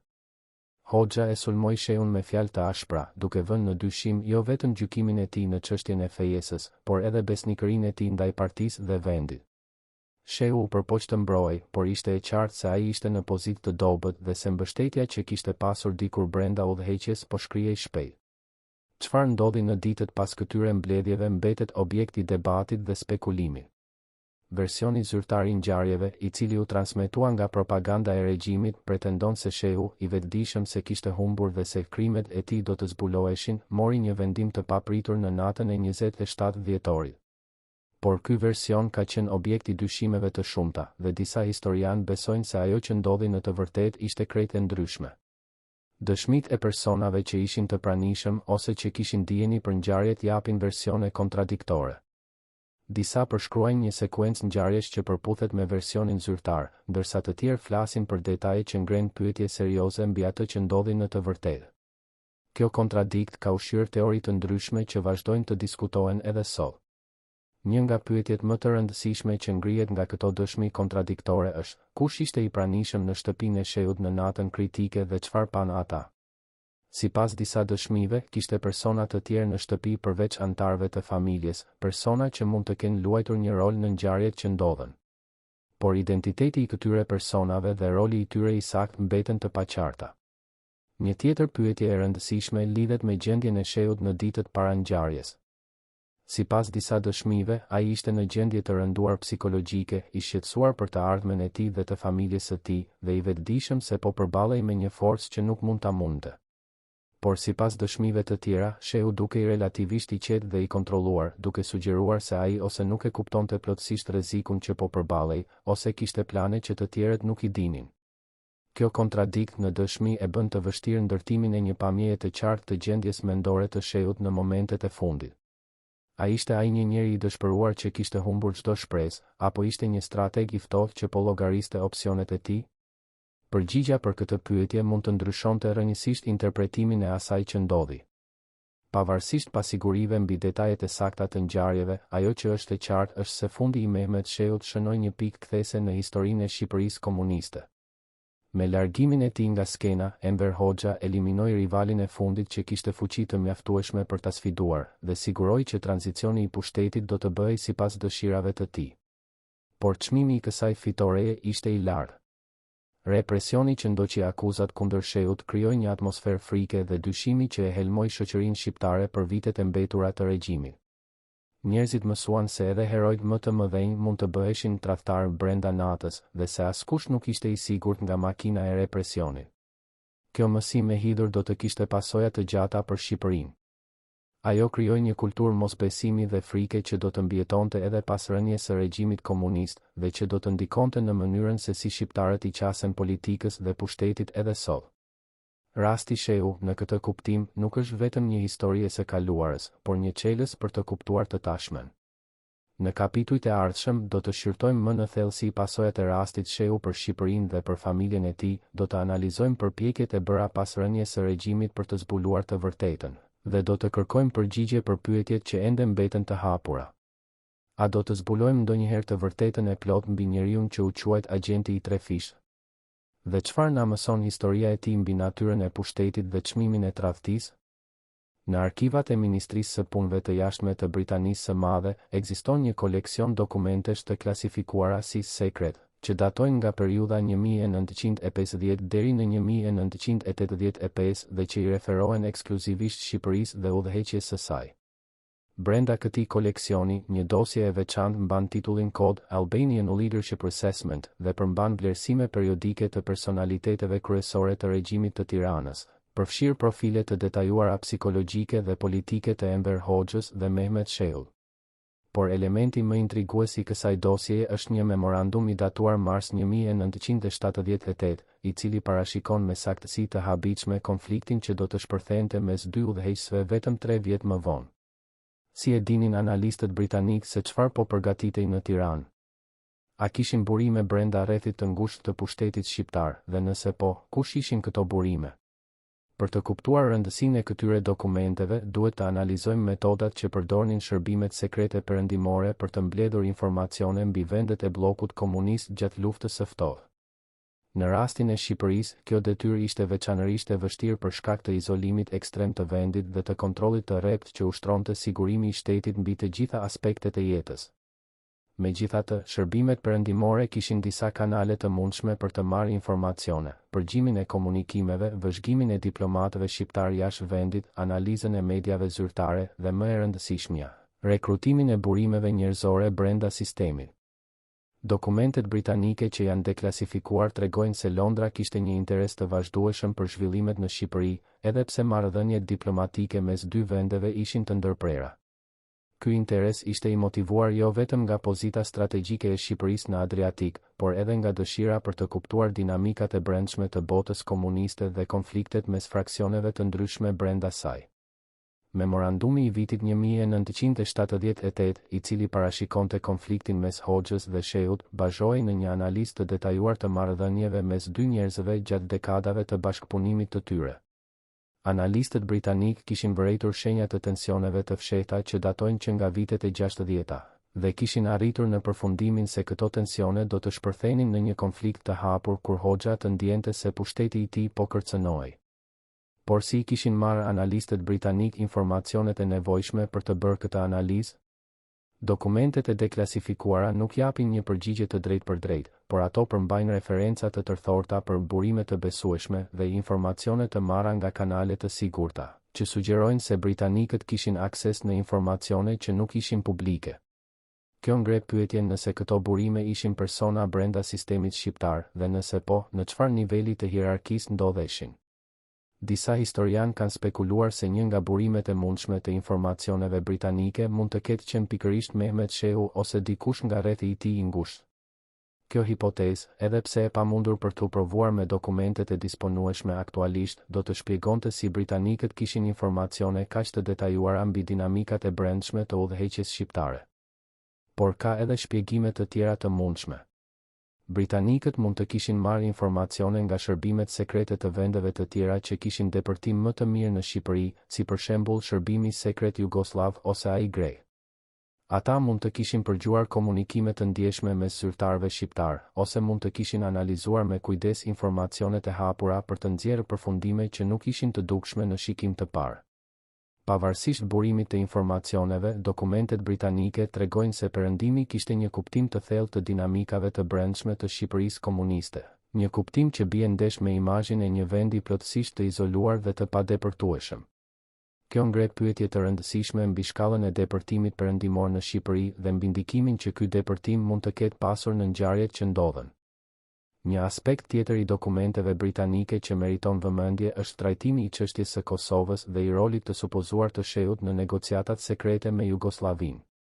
Sipas këtyre dokumenteve, britanikët ishin në dieni të kontakteve të fshehta mes zyrtarëve shqiptar dhe jugoslav që nga vitet e 60-ta dhe kishin ndjekur me interes zhvillimin e këtyre kontakteve gjatë dekadave.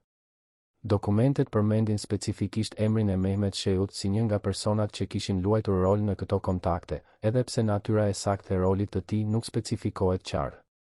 Kjo referencë është e rëndësishme sepse ajo sugjeron se akuzat e sigurimit shqiptar për kontaktet e Sheut me jugoslavët mund të kenë pasur një bazë faktike, edhe nëse interpretimi i këtyre kontakteve si tradhti ishte i egzageruar ose i gabuar. Por si i dinin britanikët për këto kontakte? Një mundësi është se ata kishin burime brenda Shërbimit Sekret Jugoslav, i cili ishte më i hapur ndaj kontakteve me perëndimin se sa sigurimi shqiptar. Jugoslavia e Titos, edhe pse ishte vend komunist, mbante marrëdhënie relativisht të mira me perëndimin dhe shkëmbente informacione me shërbimet sekrete perëndimore në raste të caktuara. Një tjetër mundësi është se britanikët kishin përgjuar komunikime mes zyrtarëve shqiptar dhe jugoslav gjatë takimeve të fshehta që zhvilloheshin jashtë dy vendeve. Këto takime, sipas disa burimeve, zhvilloheshin në vende neutrale si Zvicra ose Austria, ku shërbimet sekrete perëndimore kishin prezencë të fortë dhe aftësi të mira përgjimi. Dokumentet britanike përmbajnë gjithashtu vlerësime mbi gjendjen ekonomike të Shqipërisë dhe mbi sfidat që po përballej regjimi i Hoxhës në fund të viteve 70. Këto vlerësime tregojnë se analistët britanik e kuptonin mirë se modeli ekonomik shqiptar ishte i paqëndrueshëm dhe se izolimi i plot po e dëmtonte vendin në mënyrë të rëndë. Sipas këtyre vlerësimeve, tensionet ekonomike po krijonin presion brenda udhëheqjes shqiptare për të rishikuar politikën e izolimit dhe për të kërkuar hapje ndaj botës së jashtme. Disa zyrtarë, përfshirë Mehmet Sheun sipas disa interpretimeve, ishin më të hapur ndaj idesë së reformave të kufizuara, ndërsa të tjerë, përfshirë Enver Hoxhën, ishin të vendosur të ruanin statusin aktual pavarësisht kostove. Ky konflikt mes reformatorëve dhe konservatorëve brenda udhëheqjes shqiptare ishte një temë që analistët britanik e ndiqnin me interes të veçantë, sepse rezultati i tij do të kishte pasoja të rëndësishme për politikën e jashtme të Shqipërisë dhe për mundësitë e perëndimit për të ndikuar në zhvillimet e vendit. Dokumentet sugjerojnë se britanikët shihnin Mehmet Sheun si një figurë potencialisht më pragmatike se Hoxha, dhe se ata kishin shpresë se nëse Shehu do të merrte pushtetin pas Hoxhës, ai mund të ishte më i hapur ndaj normalizimit të marrëdhënieve me Perëndimin. Kjo perspektivë e bën edhe më intriguese pyetjen nëse Perëndimi kishte ndonjë rol në ngjarjet që çuan në rënien e Shehut. A ishte në interesin e Perëndimit që Shehu të largohej nga skena politike? Në shikim të parë, përgjigjja duket të jetë jo, sepse Shehu konsiderohej si një alternativë potencialisht më e favorshme se Hoxha ose pasardhësit e tij të mundshëm. Por situata mund të ketë qenë më e komplikuar se sa duket. Disa analistë kanë sugjeruar se nëse Shehu ishte vërtet duke bashkëpunuar me shërbimet perëndimore, ai mund të kishte bërë gabime që e kishin komprometuar dhe që e kishin bërë të papërdorshëm si burim. Në këtë rast, shërbimet perëndimore mund të kishin vendosur ta digjinin atë duke lejuar që informacione mbi aktivitetet e tij të arrinin te Hoxha, duke e detyruar kështu regjimin shqiptar të vepronte kundër tij. Kjo hipotezë, edhe pse spekulative, nuk është plotësisht e pabesueshme duke pasur parasysh praktikat e dokumentuara të shërbimeve sekrete gjatë luftës së ftohtë. Ka raste të tjera të njohura ku agjentë që kishin bërë gabime ose që kishin humbur vlerën e tyre u tradhtuan nga drejtuesit e tyre për arsye taktike ose strategjike. Por ka edhe një mundësi tjetër që meriton konsiderat, mundësia që informacionet mbi aktivitetet e supozuara të Shehut të kenë ardhur jo nga shërbimet perëndimore, por nga shërbimi sekret sovjetik. Edhe pse Bashkimi Sovjetik dhe Shqipëria ishin armiq zyrtar që nga viti 1961, KB-ja vazhdonte të kishte interes për zhvillimet në Tiranë dhe mund të ketë pasur burime brenda sistemit shqiptar. Nëse KB-ja kishte informacione mbi kontaktet e Shehut me shërbimet perëndimore, ajo mund të kishte vendosur t'i kalonte këto informacione te Hoxha si një mënyrë për të destabilizuar udhëheqjen shqiptare dhe për të krijuar kaos në një vend që konsiderohej armiq. Kjo taktik do të ishte në përputhje me praktikat e njohura të KB-s për të përdorur informacione si armë në lojrat gjeopolitike. Dokumentet e deklasifikuara nga arkivat ruse pas rënies së Bashkimit Sovjetik nuk japin prova të drejtpërdrejta për një rol të tillë të KB-s në rastin Shehu, por ato tregojnë se shërbimi sekret sovjetik kishte operacione aktive në Ballkan gjatë gjithë periudhës së luftës së ftohtë dhe se Shqipëria ishte një nga objektivat e këtyre operacioneve. Një aspekt tjetër i dokumenteve ndërkombëtare që meriton vëmendje është trajtimi i çështjes së parave të supozuara të Shehut në Zvicër. Sipas akuzave të sigurimit shqiptar, Shehu kishte një llogari bankare sekrete në Zyrich ku ishin depozituar miliona dollar nga shërbimet e huaja. Por a ekzistojnë prova të pavarura për këtë llogari? Përpjekjet e bëra nga historianët dhe gazetarët për të verifikuar ekzistencën e kësaj llogarie kanë hasur në vështirësi të mëdha. Bankat zvicerane janë të njohura për sekretin e tyre të rrept dhe marrja e informacioneve mbi llogaritë e vjetra kërkon autorizime ligjore që janë të vështira për t'u marrë. Disa kërkues kanë arritur të marrin informacione të përgjithshme mbi llogaritë e hapura nga shtetas të vendeve komuniste gjatë luftës së ftohtë, por asnjë nga këto informacione nuk ka konfirmuar drejtpërdrejt ekzistencën e një llogarie në emër të Mehmet Shehut. Kjo mungesë konfirmimi mund të interpretohet në dy mënyra. Nga njëra anë, ajo mund të tregojë se llogaria nuk ekzistonte kurrë dhe se akuzat ishin të fabrikuara. Nga ana tjetër, ajo mund të tregojë se llogaria ekzistonte por ishte e regjistruar në një emër të rrem ose nëpërmjet një strukture të komplikuar që e bënte të vështirë identifikimin. Praktika e përdorimit të emrave të rrem dhe të strukturave të komplikuara për të fshehur pasuritë ishte e zakonshme gjatë luftës së ftohtë dhe shërbimet sekrete kishin ekspertizë të madhe në krijimin e llogarive që nuk mund të gjurmoheshin lehtë. Nëse Shehu kishte vërtet një llogari të tillë, ajo mund të jetë ende e fshehur në sistemin bankar zviceran, duke pritur të zbulohet nga dikush që di ku të kërkojë. Dokumentet ndërkombëtare hedhin dritë gjithashtu mbi reagimin e botës së jashtme ndaj ngjarjeve të dhjetorit 1981 dhe ndaj akuzave që u bën publike më vonë. Sipas këtyre dokumenteve, qeveritë perëndimore ishin të habitura nga zhvillimet në Tiranë dhe u përpoqën të kuptonin se çfarë kishte ndodhur në të vërtetë. Raportet diplomatike të kohës tregojnë se analistët perëndimor ishin skeptik ndaj versionit zyrtar të ngjarjeve dhe ndaj akuzave për spionazh që u bën kundër Shehut. Shumë prej tyre e shihnin rastin si një lojë politike të brendshme dhe jo si zbulimin e një tradhtie të vërtetë. Por ata gjithashtu pranonin se nuk kishin informacione të mjaftueshme për të arritur në përfundime të sigurta. Ky skepticizëm perëndimor është i rëndësishëm sepse ai sugjeron se edhe ata që kishin akses në informacione sekrete nuk ishin të bindur për vërtetësinë e akuzave. Nëse shërbimet sekrete perëndimore do të dinin se shehu kishte qenë vërtet agent i tyre, ata do të kishin reaguar ndryshe ndaj akuzave, qoftë duke i konfirmuar ato në mënyrë të tërthortë, qoftë duke i mohuar me forcë. Reagimi relativisht i qetë i perëndimit sugjeron se ata ose nuk e dinin nëse shehu kishte qenë agent, ose e dinin se ai nuk kishte qenë dhe prandaj nuk kishin arsye të shqetësoheshin për zbulimin e aktiviteteve të tyre.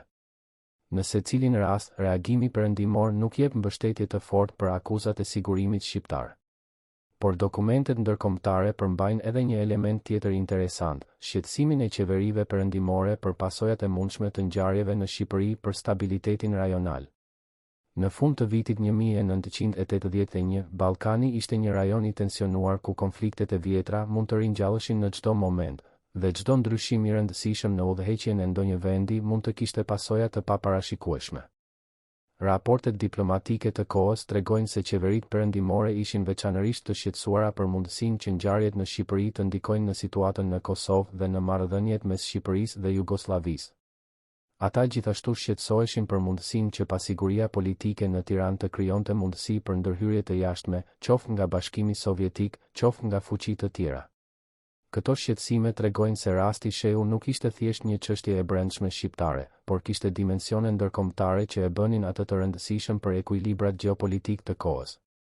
Kjo perspektivë ndërkombëtare është e rëndësishme për të kuptuar kontekstin e plotë të ngjarjeve dhe për të vlerësuar rolet e mundshme të aktorëve të ndryshëm. Në analizën e dokumenteve ndërkombëtare, një temë që del vazhdimisht është pyetja e motivimit. Pse do të bashkëpunonte një njeri në pozitën e Mehmet Shehut me shërbimet e huaja, duke rrezikuar gjithçka që kishte arritur gjatë një karriere të gjatë dhe të suksesshme? Dokumentet japin disa hipoteza të mundshme, por asnjëra prej tyre nuk është plotësisht bindëse. Hipoteza e parë është motivimi financiar, ideja se shehu bashkëpunonte për para. Por siç e kemi diskutuar, kjo hipotezë ka dobësi të dukshme, sepse paratë do të ishin pothuajse të papërdorshme në kontekstin e Shqipërisë komuniste. Hipoteza e dytë është motivimi ideologjik, ideja se shehu kishte humbur besimin në sistemin komunist dhe donte të ndihmonte perëndimin ta rrëzonte atë. Por kjo hipotezë bie ndesh me sjelljen publike të shehut, i cili vazhdoi të shfaqej si komunist i bindur deri në fund. Hipoteza e tretë është motivimi personal, ideja se shehu bashkëpunonte si hakmarrje ndaj Hoxhës për poshtërimet dhe padrejtësitë që kishte pësuar gjatë viteve. Kjo hipotezë është më e besueshme se dy të parat, sepse ajo merr parasysh dinamikat komplekse të marrëdhënies mes dy njerëzve dhe tensionet e fshehura që ekzistonin mes tyre. Por ka edhe një hipotezë të katërt që meriton konsiderat, mundësia që shehu të mos ketë bashkëpunuar fare me shërbimet e huaja, dhe që të gjitha akuzat të kenë qenë të fabrikuara. Në këtë rast, dokumentet ndërkombëtare që duken të sugjerojnë kontakte mes shehut dhe perëndimit mund të kenë interpretime të tjera që nuk përfshin spionazhin. Kjo hipotezë e fundit është e vështirë për t'u provuar ose për t'u hedhur poshtë me dokumentet e disponueshme aktualisht. Ajo kërkon një analizë të kujdesshme të gjitha burimeve dhe një vlerësim kritik të besueshmërisë së secilit dokument. Por ajo mbetet një mundësi që nuk mund të përjashtohet plotësisht.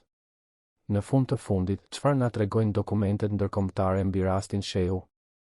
Ato na tregojnë se bota e jashtme kishte interes të madh për zhvillimet në Shqipëri dhe se shërbimet sekrete perëndimore kishin informacione të detajuara mbi dinamikat e brendshme të udhëheqjes shqiptare. Ato na tregojnë gjithashtu se akuzat kundër shehut u pritën me skepticizëm nga analistët perëndimor, të cilët nuk ishin të bindur për vërtetësinë e tyre. Por dokumentet nuk na japin një përgjigje përfundimtare për pyetjen themelore: a ishte Mehmet Shehu vërtet spion, apo ishte viktimë e një komploti politik? Kjo pyetje mbetet e hapur dhe përgjigja për të mund të mos zbulohet kurrë plotësisht. Por përpjekja për të kërkuar të vërtetën vazhdon dhe çdo dokument i ri që del në dritë na afron pak më shumë me kuptimin e asaj që ndodhi vërtet në ato ditë të errëta të dhjetorit 1981. Në muajin mars të vitit 1982, 3 muaj pas ngjarjeve që tronditën Shqipërinë, një gazetë e vogël në Rom botoi një artikull që pretendonte të zbulonte detaje të reja mbi rastin shehu bazuar në dëshminë e një ish diplomati shqiptar që kishte dezertuar në perëndim disa vjet më parë. ky artikull, i cili u injorua gjerësisht nga mediat e mëdha në atë kohë, përmbante akuza të habitshme që binin ndesh me versionin zyrtar të Tiranës dhe që sugjeronin se e vërteta mbi rastin ishte shumë më e komplikuar se sa dukej. Sipas këtij artikulli, Mehmet Shehu nuk kishte qenë thjesht viktime e një komploti politik, por kishte qenë pjesë e një loje shumë më të madhe që përfshinte jo vetëm Shqipërinë, por edhe fuqi të mëdha ndërkombëtare që kishin interesa të fshehura në rajon. Kush ishte ky ish diplomat dhe sa të besueshme ishin pretendimet e tij? Dhe pse ky artikull u injorua në atë kohë, për të rizbuluar vetëm dekada më vonë? Për të vlerësuar besueshmërinë e këtij artikulli dhe të pretendimeve që ai përmbante, duhet të analizojmë kontekstin në të cilin u botua dhe motivet e mundshme të personave të përfshirë. Në fillim të viteve 80, kishte një numër të vogël ish zyrtarësh shqiptar që kishin dezertuar në Perëndim dhe që jetonin në vende të ndryshme europiane. Disa prej tyre ishin burime të vlefshme informacioni për shërbimet sekrete perëndimore, ndërsa të tjerë ishin figura më të dyshimta që shpesh egzageronin ose shpiknin informacione për të tërhequr vëmendjen ose për të fituar para. Ish diplomati që citohej në artikullin e Romës nuk identifikohej me emër, gjë që e bën të vështirë verifikimin e pretendimeve të tij. Por disa nga detajet që ai jepte përputheshin me informacione që u konfirmuan më vonë nga burime të tjera, gjë që sugjeron se ai mund të ketë pasur vërtet akses në informacione të brendshme. Sipas këtij burimi, konflikti mes Hoxhës dhe Shehut nuk kishte filluar në vitin 1981 siç pretendonte versioni zyrtar, por kishte rënje shumë më të thella që shtrieshin deri në vitet e 60-ta.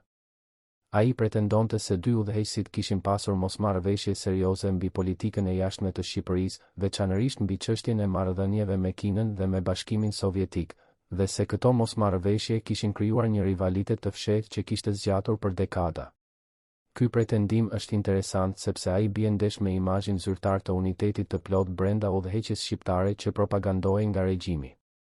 Sipas versionit zyrtar, Hoxha dhe Shehu kishin qenë gjithmonë në harmoni të plot dhe kishin punuar së bashku pa asnjë mosmarrëveshje për të ndërtuar socializmin në Shqipëri.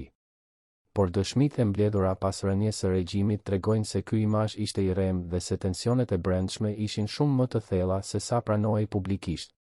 Artikulli i Romës përmbante gjithashtu pretendime mbi rolin e fuqive të huaja në ngjarjet që çuan në rënien e Shehut. Sipas burimit të cituar, jo vetëm shërbimet perëndimore, por edhe shërbimi sekret sovjetik kishin interes në largimin e Shehut nga skena politike, edhe pse për arsye të ndryshme. Perëndimi supozohej se donte të eliminonte një burim që kishte bërë gabime dhe që rrezikonte të zbulohej, ndërsa sovjetikët supozohej se donin të krijonin kaos në Shqipëri si hakmarrje për tradhtinë e vitit 1961. Këto pretendime janë të vështira për të verifikuar, por ato pasqyrojnë një realitet të rëndësishëm të luftës së ftohtë. Faktin se vendet e vogla si Shqipëria ishin shpesh objekti lojrave të mëdha gjeopolitike ku interesat e fuqive të mëdha ndërthureshin në mënyra të komplikuara dhe shpesh kontradiktore. Një element tjetër interesant i artikullit ishte pretendimi se Shehu kishte pasur plane për të ndryshuar drejtimin e politikës së jashtme të Shqipërisë nëse do të merrte pushtetin pas Hoxhës. Sipas burimit, Shehu kishte kuptuar se izolimi i plot ishte i paqëndrueshëm dhe kishte filluar të përgatiste terrenin për një hapje graduale ndaj botës së jashtme, duke filluar me normalizimin e marrëdhënieve me fqinjet ballkanike. Nëse ky pretendim është i vërtetë, ai do të shpjegonte pse Hoxha e shihte Shehun si një kërcënim kaq të madh. Për Hoxhën, i cili kishte ndërtuar të gjithë legjitimitetin e tij mbi politikën e izolimit dhe të pavarësisë absolute, ideja e një hapjeje ndaj botës së jashtme do të ishte e papranueshme. Një pasardhës që do të ndryshonte këtë politikë do të diskreditonte jo vetëm Hoxhën, por të gjithë trashëgiminë e tij politike. Artikulli i Romës përmbante gjithashtu detaje mbi metodat që supozohej se kishte përdorur sigurimi për të ndërtuar rastin kundër Shehut. Sipas burimit, hetuesit kishin përdorur një kombinim të provave të vërteta, provave të manipuluara dhe provave plotësisht të fabrikuara për të krijuar një dosje që do të dukej bindëse. Ky proces kishte përfshirë jo vetëm mbledhjen e informacioneve, por edhe krijimin e dokumenteve të rreme që do të paraqiteshin si prova autentike. Ky pretendim është i rëndësishëm sepse ai sugjeron se dosja kundër Shehut nuk ishte thjesht një koleksion interpretimesh të gabuara, por një ndërtim i qëllimshëm që përfshinte falsifikim aktiv të provave. Nëse kjo është e vërtetë, ajo do të tregonte se akuzat kundër Shehut ishin edhe më të dyshimta se sa mendohej dhe se e vërteta mbi rastin mund të jetë krejt e ndryshme nga ajo që u prezantua zyrtarisht. Por sa I besueshëm ishte burimi I artikullit të Romës? Kjo pyetje është e vështirë për t'u përgjigjur pa ditur identitetin e tij dhe pa pasur mundësi të verifikojmë pretendimet e tij me burime të tjera. Disa nga detajet që ai jepte u konfirmuan më vonë, gjë që sugjeron se ai kishte akses në informacione të vërteta. Por të tjera mbeten të pavërtetuara dhe mund të kenë qenë egzagjerime ose spekulime. Një element që e bën artikullin më interesant është fakti se ai u botua në një kohë kur pak njerëz në Perëndim I kushtonin vëmendje Shqipërisë dhe kur artikulli I Romës nuk ishte I vetmi raportim I huaj mbi rastin Shehu në ato vite. Gazeta dhe revista të tjera në Europë dhe në Shtetet e Bashkuara botuan artikuj të ngjashëm, disa prej të cilëve bazhoheshin në burime të ndryshme dhe jepnin perspektiva të ndryshme mbi ngjarjet. Këto raportim, të marra së bashku, japin një pamje më të plotë të asaj që dijej ose supozohej në Perëndim mbi rastin Shehu në kohën kur ai ndodhi. Një temë e përbashkët në shumë nga këto raportim ishte skepticizmi ndaj versionit zyrtar të Tiranës. Gazetarët dhe analistët perëndimor e shihnin rastin Shehu si një lojë politike të brendshme dhe jo si zbulimin e një tradhtie të vërtetë. Ata vinin në dukje kontradiktat në narrativën zyrtare dhe ngren pyetje mbi motivet e vërteta të Hoxhës për të vepruar kundër njeriut që kishte qenë aleati I tij më I ngushtë për dekada. Por këto raportim kishin edhe kufizimet e tyre. Gazetarët perëndimor nuk kishin akses të drejtpërdrejtë në Shqipëri dhe duhej të bazoheshin në burime të dorës së dytë, si dezertor, diplomat dhe analiza të mediave zyrtare shqiptare. Kjo e bënte të vështirë verifikimin e informacioneve dhe krijonte mundësi për gabime dhe keqinterpretime.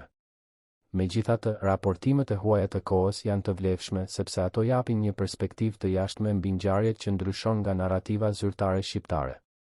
Ato tregojnë se bota e jashtme nuk e pranoi pa pyetur versionin e Tiranës dhe se kishte dyshime serioze mbi vërtetësinë e akuzave kundër Shehut që nga fillimi. Kjo perspektivë e jashtme është e rëndësishme edhe sot, kur përpiqemi të kuptojmë se çfarë ndodhi vërtet. Ajo na kujton se narrativat zyrtare nuk janë domosdoshmërisht të vërteta dhe se e vërteta shpesh qëndron diku mes versioneve të ndryshme që konkurrojnë për vëmendjen tonë.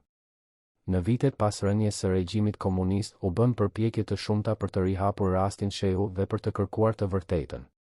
Familja e tij u rehabilitua zyrtarisht dhe disa nga anëtarët që kishin mbijetuar burgimin dolën publikisht për të treguar historinë e tyre. Por pyetjet themelore mbi fajsinë ose pafajsinë e Mehmet Shehut mbetën pa përgjigje të qartë. Një nga vështirësitë kryesore në kërkimin e së vërtetës ishte gjendja e arkivave. Shumë dokumente të rëndësishme ishin zhdukur ose shkatëruar gjatë periudhës së tranzicionit, dhe ato që mbijetuan ishin shpesh të paplota ose të vështira për t'u interpretuar. Kjo e bënte të pamundur ndërtimin e një pamjeje të plotë të asaj që kishte ndodhur bazuar vetëm në dokumentet e brendshme shqiptare. Për këtë arsye, historianët dhe gazetarët që kanë studiuar rastin Shehu janë detyruar të përdorin një gamë të gjerë burimesh, përfshirë dokumentet e deklasifikuara nga arkivat e huaja, dëshmitë e personave që ishin të pranishëm ose që kishin dijeni për ngjarjet dhe analizat e ekspertëve të fushave të ndryshme. Ky proces ka qenë I gjatë dhe I vështirë, por ai ka prodhuar një kuptim më të thellë të rastit se sa ishte I mundur menjëherë pas rënies së regjimit. Një nga arritjet më të rëndësishme të këtij procesi ka qenë identifikimi I kontradiktave dhe dobësive në narrativën zyrtare. Historianët kanë treguar se shumë nga provat e prezantuara kundër Shehut ishin të bazuara në interpretime spekulative dhe jo në fakte konkrete, dhe se disa prej tyre mund të kenë qenë të fabrikuara plotësisht. Kjo ka bërë që shumë ekspertë të arrijnë në përfundimin se akuzat kundër Shehut ishin të paktën të egzageruara, nëse jo plotësisht të rreme. Por kjo nuk do të thotë se Shehu ishte domosdoshmërisht plotësisht I pafajshëm. Disa historian argumentojnë se edhe nëse akuzat specifike ishin të egzageruara, Shehu mund të ketë pasur vërtet kontakte të paautorizuara me përfaqësues të huaj që e bënin atë të cenueshëm ndaj akuzave. Në këtë rast, Hoxha mund të ketë shfrytëzuar një situatë reale për qëllimet e tij politike, duke e egzageruar atë për efekt maksimal. Kjo hipotezë e mesme, që pranon se mund të ketë pasur një bazë faktike për disa nga akuzat por që argumenton se ato u egzageruan dhe u manipuluan për qëllime politike, është ndoshta interpretimi më I balancuar I provave të disponueshme. Ajo merr parasysh si dobësitë e narrativës zyrtare, ashtu edhe mundësinë që Shehu të mos ketë qenë plotësisht I pafajshëm. Por pavarësisht interpretimit që zgjedhim, rasti Shehu mbetet një nga kapitujt më të errët dhe më misterioz të historisë së Shqipërisë moderne. Ai tregon se si pushteti absolut mund të korruptohet dhe të përdoret për të shkatëruar edhe ata që kanë shërbyer me besnikëri për dekada. Ai tregon gjithashtu se si e vërteta mund të fshihet dhe të manipulohet për qëllime politike, duke krijuar narrativa që mbijetojnë edhe pasi regjimi që i krijoi ato ka rënë. Për shqiptarët e sotëm, historia e Mehmet Shehut është më shumë se një kuriozitet historik. Ajo është një kujtim i rëndësishëm i çmimit që paguhet kur pushteti nuk kontrollohet dhe kur e vërteta nënshtrohet ndaj interesave politike. Ajo është gjithashtu një thirrje për të vazhduar kërkimin e së vërtetës, edhe kur kjo e vërtetë është e vështirë për t'u gjetur dhe e dhimbshme për t'u pranuar. A do të zbulojmë ndonjëherë të vërtetën e plotë mbi Mehmet Shehun dhe mbi akuzat që u ngritën kundër tij? Kjo mbetet e pasigurt. Por përpjekja për të kërkuar këtë të vërtetë është vetë e vlefshme, sepse ajo na ndihmon të kuptojmë më mirë të kaluarën tonë dhe të mësojmë nga gabimet që u bën. Dhe ndoshta, një ditë, dokumentet që ende janë të fshehura do të dalin në dritë dhe do të na japin përgjigjet që kemi kërkuar për kaq gjatë. Në vitin 1993, një ish oficer i lartë i sigurimit të shtetit që kishte punuar drejt për drejt në hetimin e rastit Shehu pranoi për herë të parë në një intervistë të regjistruar se dosja kundër kryeministrit përmbante elemente që ai personalisht i dinte se ishin të pasakta ose të egzageruara në mënyrë të qëllimshme. Ky njeri, i cili kishte kaluar më shumë se 30 vjet duke ruajtur heshtjen mbi atë që kishte parë dhe dëgjuar gjatë hetimit, vendosi të fliste sepse ndjente se e vërteta duhej të dilte në dritë para se të ishte shumë vonë. Sipas dëshmisë së tij, presioni për të prodhuar prova kundër Shehut kishte qenë aq i madh sa që hetuesit kishin filluar të krijonin dokumente që nuk ekzistonin dhe të interpretonin fakte të pafajshme si prova të tradhtisë së madhe. Por elementi më tronditës i dëshmisë së tij nuk ishte ajo që kishte ndodhur gjatë hetimit, por ajo që kishte ndodhur pas tij, kur dosja origjinale ishte zëvendësuar me një version të redaktuar që fshihte kontradiktat më të dukshme. Kush e urdhëroi këtë redaktim dhe pse? Dhe sa versione të ndryshme të dosjes Shehu ekzistojnë ende sot në arkiva të ndryshme? Dëshmia e këtij ish oficeri ishte një nga momentet më të rëndësishme në përpjekjet për të kuptuar të vërtetën mbi rastin Shehu pas rënies së regjimit komunist. Ajo konfirmonte dyshimet që shumë historianë kishin shprehur për vite të tëra mbi besueshmërinë e provave dhe mbi metodat që ishin përdorur për të ndërtuar rastin. Por ajo gjithashtu ngrinte pyetje të reja që e komplikonin edhe më shumë kërkimin e së vërtetës. Sipas këtij dëshmitari, procesi i hetimit të rastit Shehu kishte filluar me një urdhër të drejtpërdrejtë nga Enver Hoxha që kishte qenë i qartë në qëllimin e tij, por i paqartë në detajet e tij. Hoxha kishte kërkuar që sigurimi të gjente prova se Shehu kishte bashkëpunuar me shërbimet e huaja të inteligjencës, por nuk kishte specifikuar se çfarë lloj provash duheshin gjetur ose se si duheshin marrë ato. Kjo paqartësi kishte krijuar një situatë ku hetuesit ndiheshin të detyruar të prodhonin rezultate pavarësisht nëse provat ekzistonin apo jo. Në fillim, hetuesit kishin shpresuar se do të gjenin prova të vërteta që do të mbështetnin akuzat. Ata kishin filluar të rishikonin të gjitha dosjet ekzistuese mbi Shehun, të analizonin udhëtimet e tij jashtë vendit dhe të interrogonin persona që kishin pasur kontakte me të gjatë viteve. Por rezultatet e këtyre përpjekjeve të para kishin qenë zhgënjyese, sepse nuk kishin gjetur asgjë që mund të konsiderohej provë e qartë e spionazhit. Kjo mungesë provash kishte krijuar një dilemë për hetuesit. Nga njëra anë, ata e dinin se Hoxha priste rezultate dhe se dështimi për t'i dhënë ato do të kishte pasoja të rënda për karrierat e tyre dhe ndoshta edhe për jetët e tyre. Nga ana tjetër, ata nuk mund të krijonin prova nga hiçi pa rrezikuar të zbuloheshin dhe të akuzoheshin vetë për sabotim të hetimit. Zgjidhja që u gjet ishte një kompromis që kombinonte elemente të vërteta me interpretime të egzageruara dhe me disa fabrikime të drejtpërdrejta. Sipas dëshmitarit, hetuesit kishin identifikuar disa fakte të vërteta mbi kontaktet e Shehut me të huaj që mund të interpretoheshin si të dyshimta nëse shiheshin nga një këndvështrim i caktuar. Këto fakte, të cilat në vetvete mund të kishin shpjegime të pafajshme, u paraqiten si prova të aktivitetit të fshehtë dhe u kombinuan me dokumente të krijuara që supozohej se plotësonin boshllëqet në narrativ. Një shembull konkret që jepte dëshmitari lidhej me një takim që Shehu kishte pasur me një diplomat perëndimor gjatë një konference ndërkombëtare në vitet e 70-ta. Ky takim kishte qenë plotësisht i zakonshëm dhe kishte ndodhur në prani të dëshmitarëve të tjerë, por në dosjen e hetimit ai ishte paraqitur si një kontakt sekret operativ gjatë të cilit Shehu kishte shkëmbyer informacione të ndjeshme. Për ta bërë këtë interpretim më të besueshëm, hetuesit kishin krijuar një dokument që supozohej se ishte transkripti i bisedës, edhe pse asnjë përgjigje i tillë nuk kishte ndodhur në të vërtetë. Ky lloj manipulimi ishte përsëritur në disa raste të tjera, duke krijuar një dosje që dukej voluminoze dhe bindëse në sipërfaqe, por që kishte themele të dobta kur shqyrtohej me kujdes. Dëshmitari pranonte se ai vetë kishte marrë pjesë në krijimin e disa prej këtyre dokumenteve, edhe pse theksonte se kishte vepruar në presion të jashtëzakonshëm dhe se nuk kishte pasur zgjedhje tjetër. Por elementi më i rëndësishëm i dëshmisë së tij lidhej me atë që kishte ndodhur pas përfundimit të hetimit fillestar. Sipas tij, dosja origjinale që ishte përpiluar nga hetuesit përmbante kontradikta dhe dobësi që do të ishin të dukshme për çdo lexues të vëmendshëm. Për këtë arsye, para se dosja të paraqitej zyrtarisht, ajo ishte rishikuar dhe redaktuar nga persona të tjerë që kishin hequr ose modifikuar elementet më problematike. Ky proces redaktimi kishte krijuar të paktën dy versione të ndryshme të dosjes, versionin origjinal që përmbante të gjitha materialet e mbledhura gjatë hetimit, përfshirë ato që ishin kontradiktore ose të dyshimta, dhe versionin e redaktuar që ishte pastruar nga këto elemente dhe që ishte paraqitur si dosja zyrtare.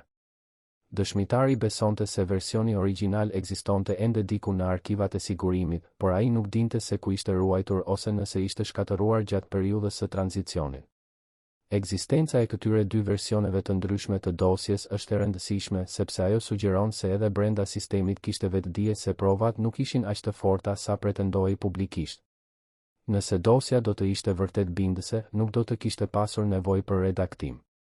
Fakti që u ndje nevoja për të hequr elemente problematike tregon se ata që e rishikuan dosjen e kuptonin se ajo kishte dobësi që mund të viheshin në dyshim. Por kush e urdhëroi këtë redaktim? Dëshmitari nuk kishte dieni të drejtë për drejtë, por ai besonte se urdhëri kishte ardhur nga nivelet më të larta të hierarkisë, ndoshta nga vetë Enver Hoxha ose nga dikush që vepronte me autorizimin e tij të drejtë për drejtë. Kjo sugjeron se Hoxha ishte i vetëdijshëm për dobësitë e dosjes dhe kishte vendosur të vepronte pavarësisht tyre, duke u siguruar thjesht që këto dobësi të mos ishin të dukshme për publikun. Dëshmia e këtij ish oficeri u prit me reagime të ndryshme. Disa e shihnin atë si konfirmim të asaj që kishin dyshuar prej kohësh, ndërsa të tjerë e vitnin në dyshim besueshmërinë e tij duke argumentuar se ai mund të kishte motive personale për të diskredituar hetimin në të cilin kishte marrë pjesë. Kritikët vinin në dukje se dëshmitari kishte pritur më shumë se 10 vjet pas rënies së regjimit para se të fliste, dhe pyetnin pse kishte heshtur për kaq gjatë nëse vërtet kishte dieni për manipulime. Këto kritika kishin një farë baze, por ato nuk e zhvlerësonin plotësisht dëshminë.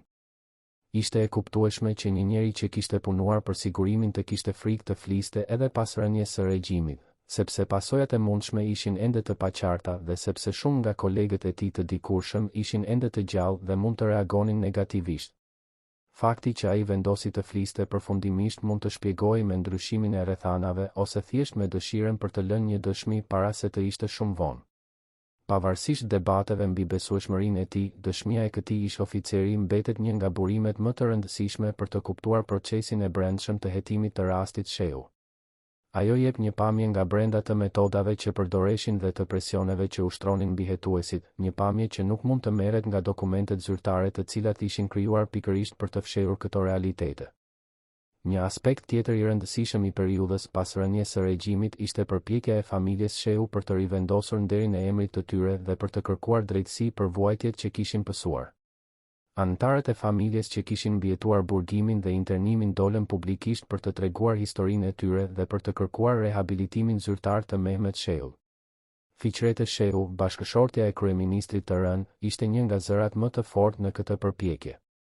Ajo kishte kaluar vite të tëra në burg dhe në kushte të vështira izolimi dhe kishte pësuar humbje të rënda personale përfshirë ndarjen nga fëmijët e saj dhe shkatërimin e plot të jetës që kishte njohur. Pas lirimit, ajo filloi të fliste publikisht mbi përvojën e saj dhe mbi atë që besonte se kishte ndodhur me bashkëshortin e saj. Sipas fiqretes, Mehmet Shehu nuk kishte qenë kurrë spiun dhe akuzat kundër tij ishin plotësisht të fabrikuara nga Enver Hoxha për arsye që lidheshin me rivalitetin politik dhe jo me ndonjë aktivitet të vërtet kundër shtetit. Ajo insistonte se bashkëshorti i saj kishte qenë gjithmonë besnik ndaj Shqipërisë dhe ndaj idealeve për të cilat kishte luftuar gjatë gjithë jetës së tij, dhe se akuzat për tradhti ishin një fyrje ndaj kujtimit të tij. Dëshmia e Fiqretes ishte emocionuese dhe bindëse, por ajo gjithashtu kishte kufizimet e saj. Si bashkëshorte e shehut, ajo kishte një interes të qartë personal në rivendosjen e reputacionit të tij, dhe kjo mund të ndikonte në mënyrën se si ajo i kujtonte dhe i interpretonte ngjarjet. Gjithashtu, ajo nuk kishte pasur akses në informacionet më të ndjeshme mbi aktivitetet e bashkëshortit të saj, sepse edhe në një martesë të ngushtë, disa sekrete mund të mbeten të fshehura. Megjithatë, dëshmia e Fiqretes ishte e vlefshme sepse ajo jepte një perspektivë personale dhe njerëzore mbi ngjarjet që mungonte nga dokumentet zyrtare dhe nga analizat akademike. Ajo na kujtonte se pas akuzave dhe statistikave qëndronin njerëz të vërtet me familje dhe me jetë që ishin shkatëruar nga makina e represionit. Djemtë e çiftit Shehu, Bashkim dhe Skënder gjithashtu dolën publikisht për të treguar përvojat e tyre. Ata kishin qenë të rinj kur babai i tyre ra në mosmarrëveshje me Hoxhën dhe kishin pësuar pasoja të rënda që kishin ndikuar në të gjithë jetën e tyre të mëvonshme. Burgimi, izolimi dhe stigma e të qenit bijtë të tradhtarit i kishin ndjekur për vite të tëra dhe kishin lënë plagë të thella që nuk ishin shëruar plotësisht edhe dekada më vonë. Dëshmitë e tyre jepnin detaje mbi trajtimin brutal që kishin pësuar nga autoritetet dhe mbi përpjekjet e vazhdueshme për t'i detyruar të dënonin babain e tyre. Ata përshkruanin se si ishin torturuar psikologjikisht me kërkesa të përsëritura për të pranuar krimet e familjes së tyre dhe për të shprehur mirënjohje ndaj partisë që i kishte shpëtuar nga ndikimi i tradhtarit. Këto dëshmi ishin tronditëse dhe jepnin një pamje të qartë të brutalitetit të sistemit. Por djemtë e Shehut gjithashtu pranonin se ata nuk dinin gjithçka mbi aktivitetet e babait të tyre. Si fëmijë dhe më vonë si të rinj, ata nuk kishin qenë të përfshirë në punët politike të Mehmet Shehut dhe nuk kishin dieni të drejtpërdrejtë mbi kontaktet e tij me të huaj ose mbi planet e tij për të ardhmen. Kjo e bënte të vështirë për ta të jepnin një dëshmi përfundimtare mbi fajsinë ose pafajsinë e babait të tyre. Përpjekjet e familjes për rehabilitim zyrtar patën sukses të pjesshëm. Në vitet pas rënies së regjimit, autoritetet e reja shqiptare njohan se trajtimi i familjes Shehu kishte qenë i padrejtë dhe se akuzat kundër tyre kishin qenë të pabazuara. Anëtarët e familjes u rehabilituan zyrtarisht dhe ju kthyen disa nga të drejtat që u ishin mohuar gjatë periudhës së diktaturës. Por rehabilitimi i plot i Mehmet Shehut mbeti më i komplikuar. Ndërsa autoritetet pranonin se trajtimi i familjes kishte qenë i padrejtë, ato hezituan të deklaronin qartë se akuzat për spionazh kundër vetë Shehut ishin plotësisht të rreme. Kjo hezitim pasqyronte pasigurinë që ende ekzistonte mbi të vërtetën e rastit dhe vështirësinë e marrjes së një pozicioni përfundimtar pa prova të qarta. Kjo situatë e ndërmjetme, ku familja ishte rehabilituar, historian dhe gazetar kërkuan në arkivat e sigurimit, intervistuan dëshmitar të mbijetuar dhe u përpoqën të merrnin akses në dokumentet e klasifikuara të vendeve të huaja. Këto përpjekje prodhuan disa rezultate interesante, por asnjë zbulim përfundimtar që do të zgjidhte misterin një herë e përgjithmonë. Një nga zbulimet më interesante ishte identifikimi i disa dokumenteve në arkivat amerikane që i referoheshin operacioneve të CIA-s në Shqipëri gjatë luftës së ftohtë. Këto dokumente, të cilat u deklasifikuan pjesërisht në vitet 2010, tregonin se CIA kishte pasur operacione aktive për të rekrutuar burime brenda qeverisë shqiptare, por ato nuk identifikonin specifikisht Mehmet Shehun si një nga këto burime. Kjo mungesë identifikimi mund të interpretohej në dy mënyra. Nga njëra anë, ajo mund të tregonte se Shehu nuk kishte qenë kurrë agent i CIA-s dhe se akuzat ishin të pabazuara. Nga ana tjetër, ajo mund të tregonte se nëse Shehu kishte qenë agent, identiteti i tij mbetej ende i klasifikuar për arsye sigurie. Pa akses në dokumentet e plota dhe të paklasifikuara, ishte e pamundur të arrijej në një përfundim të sigurt.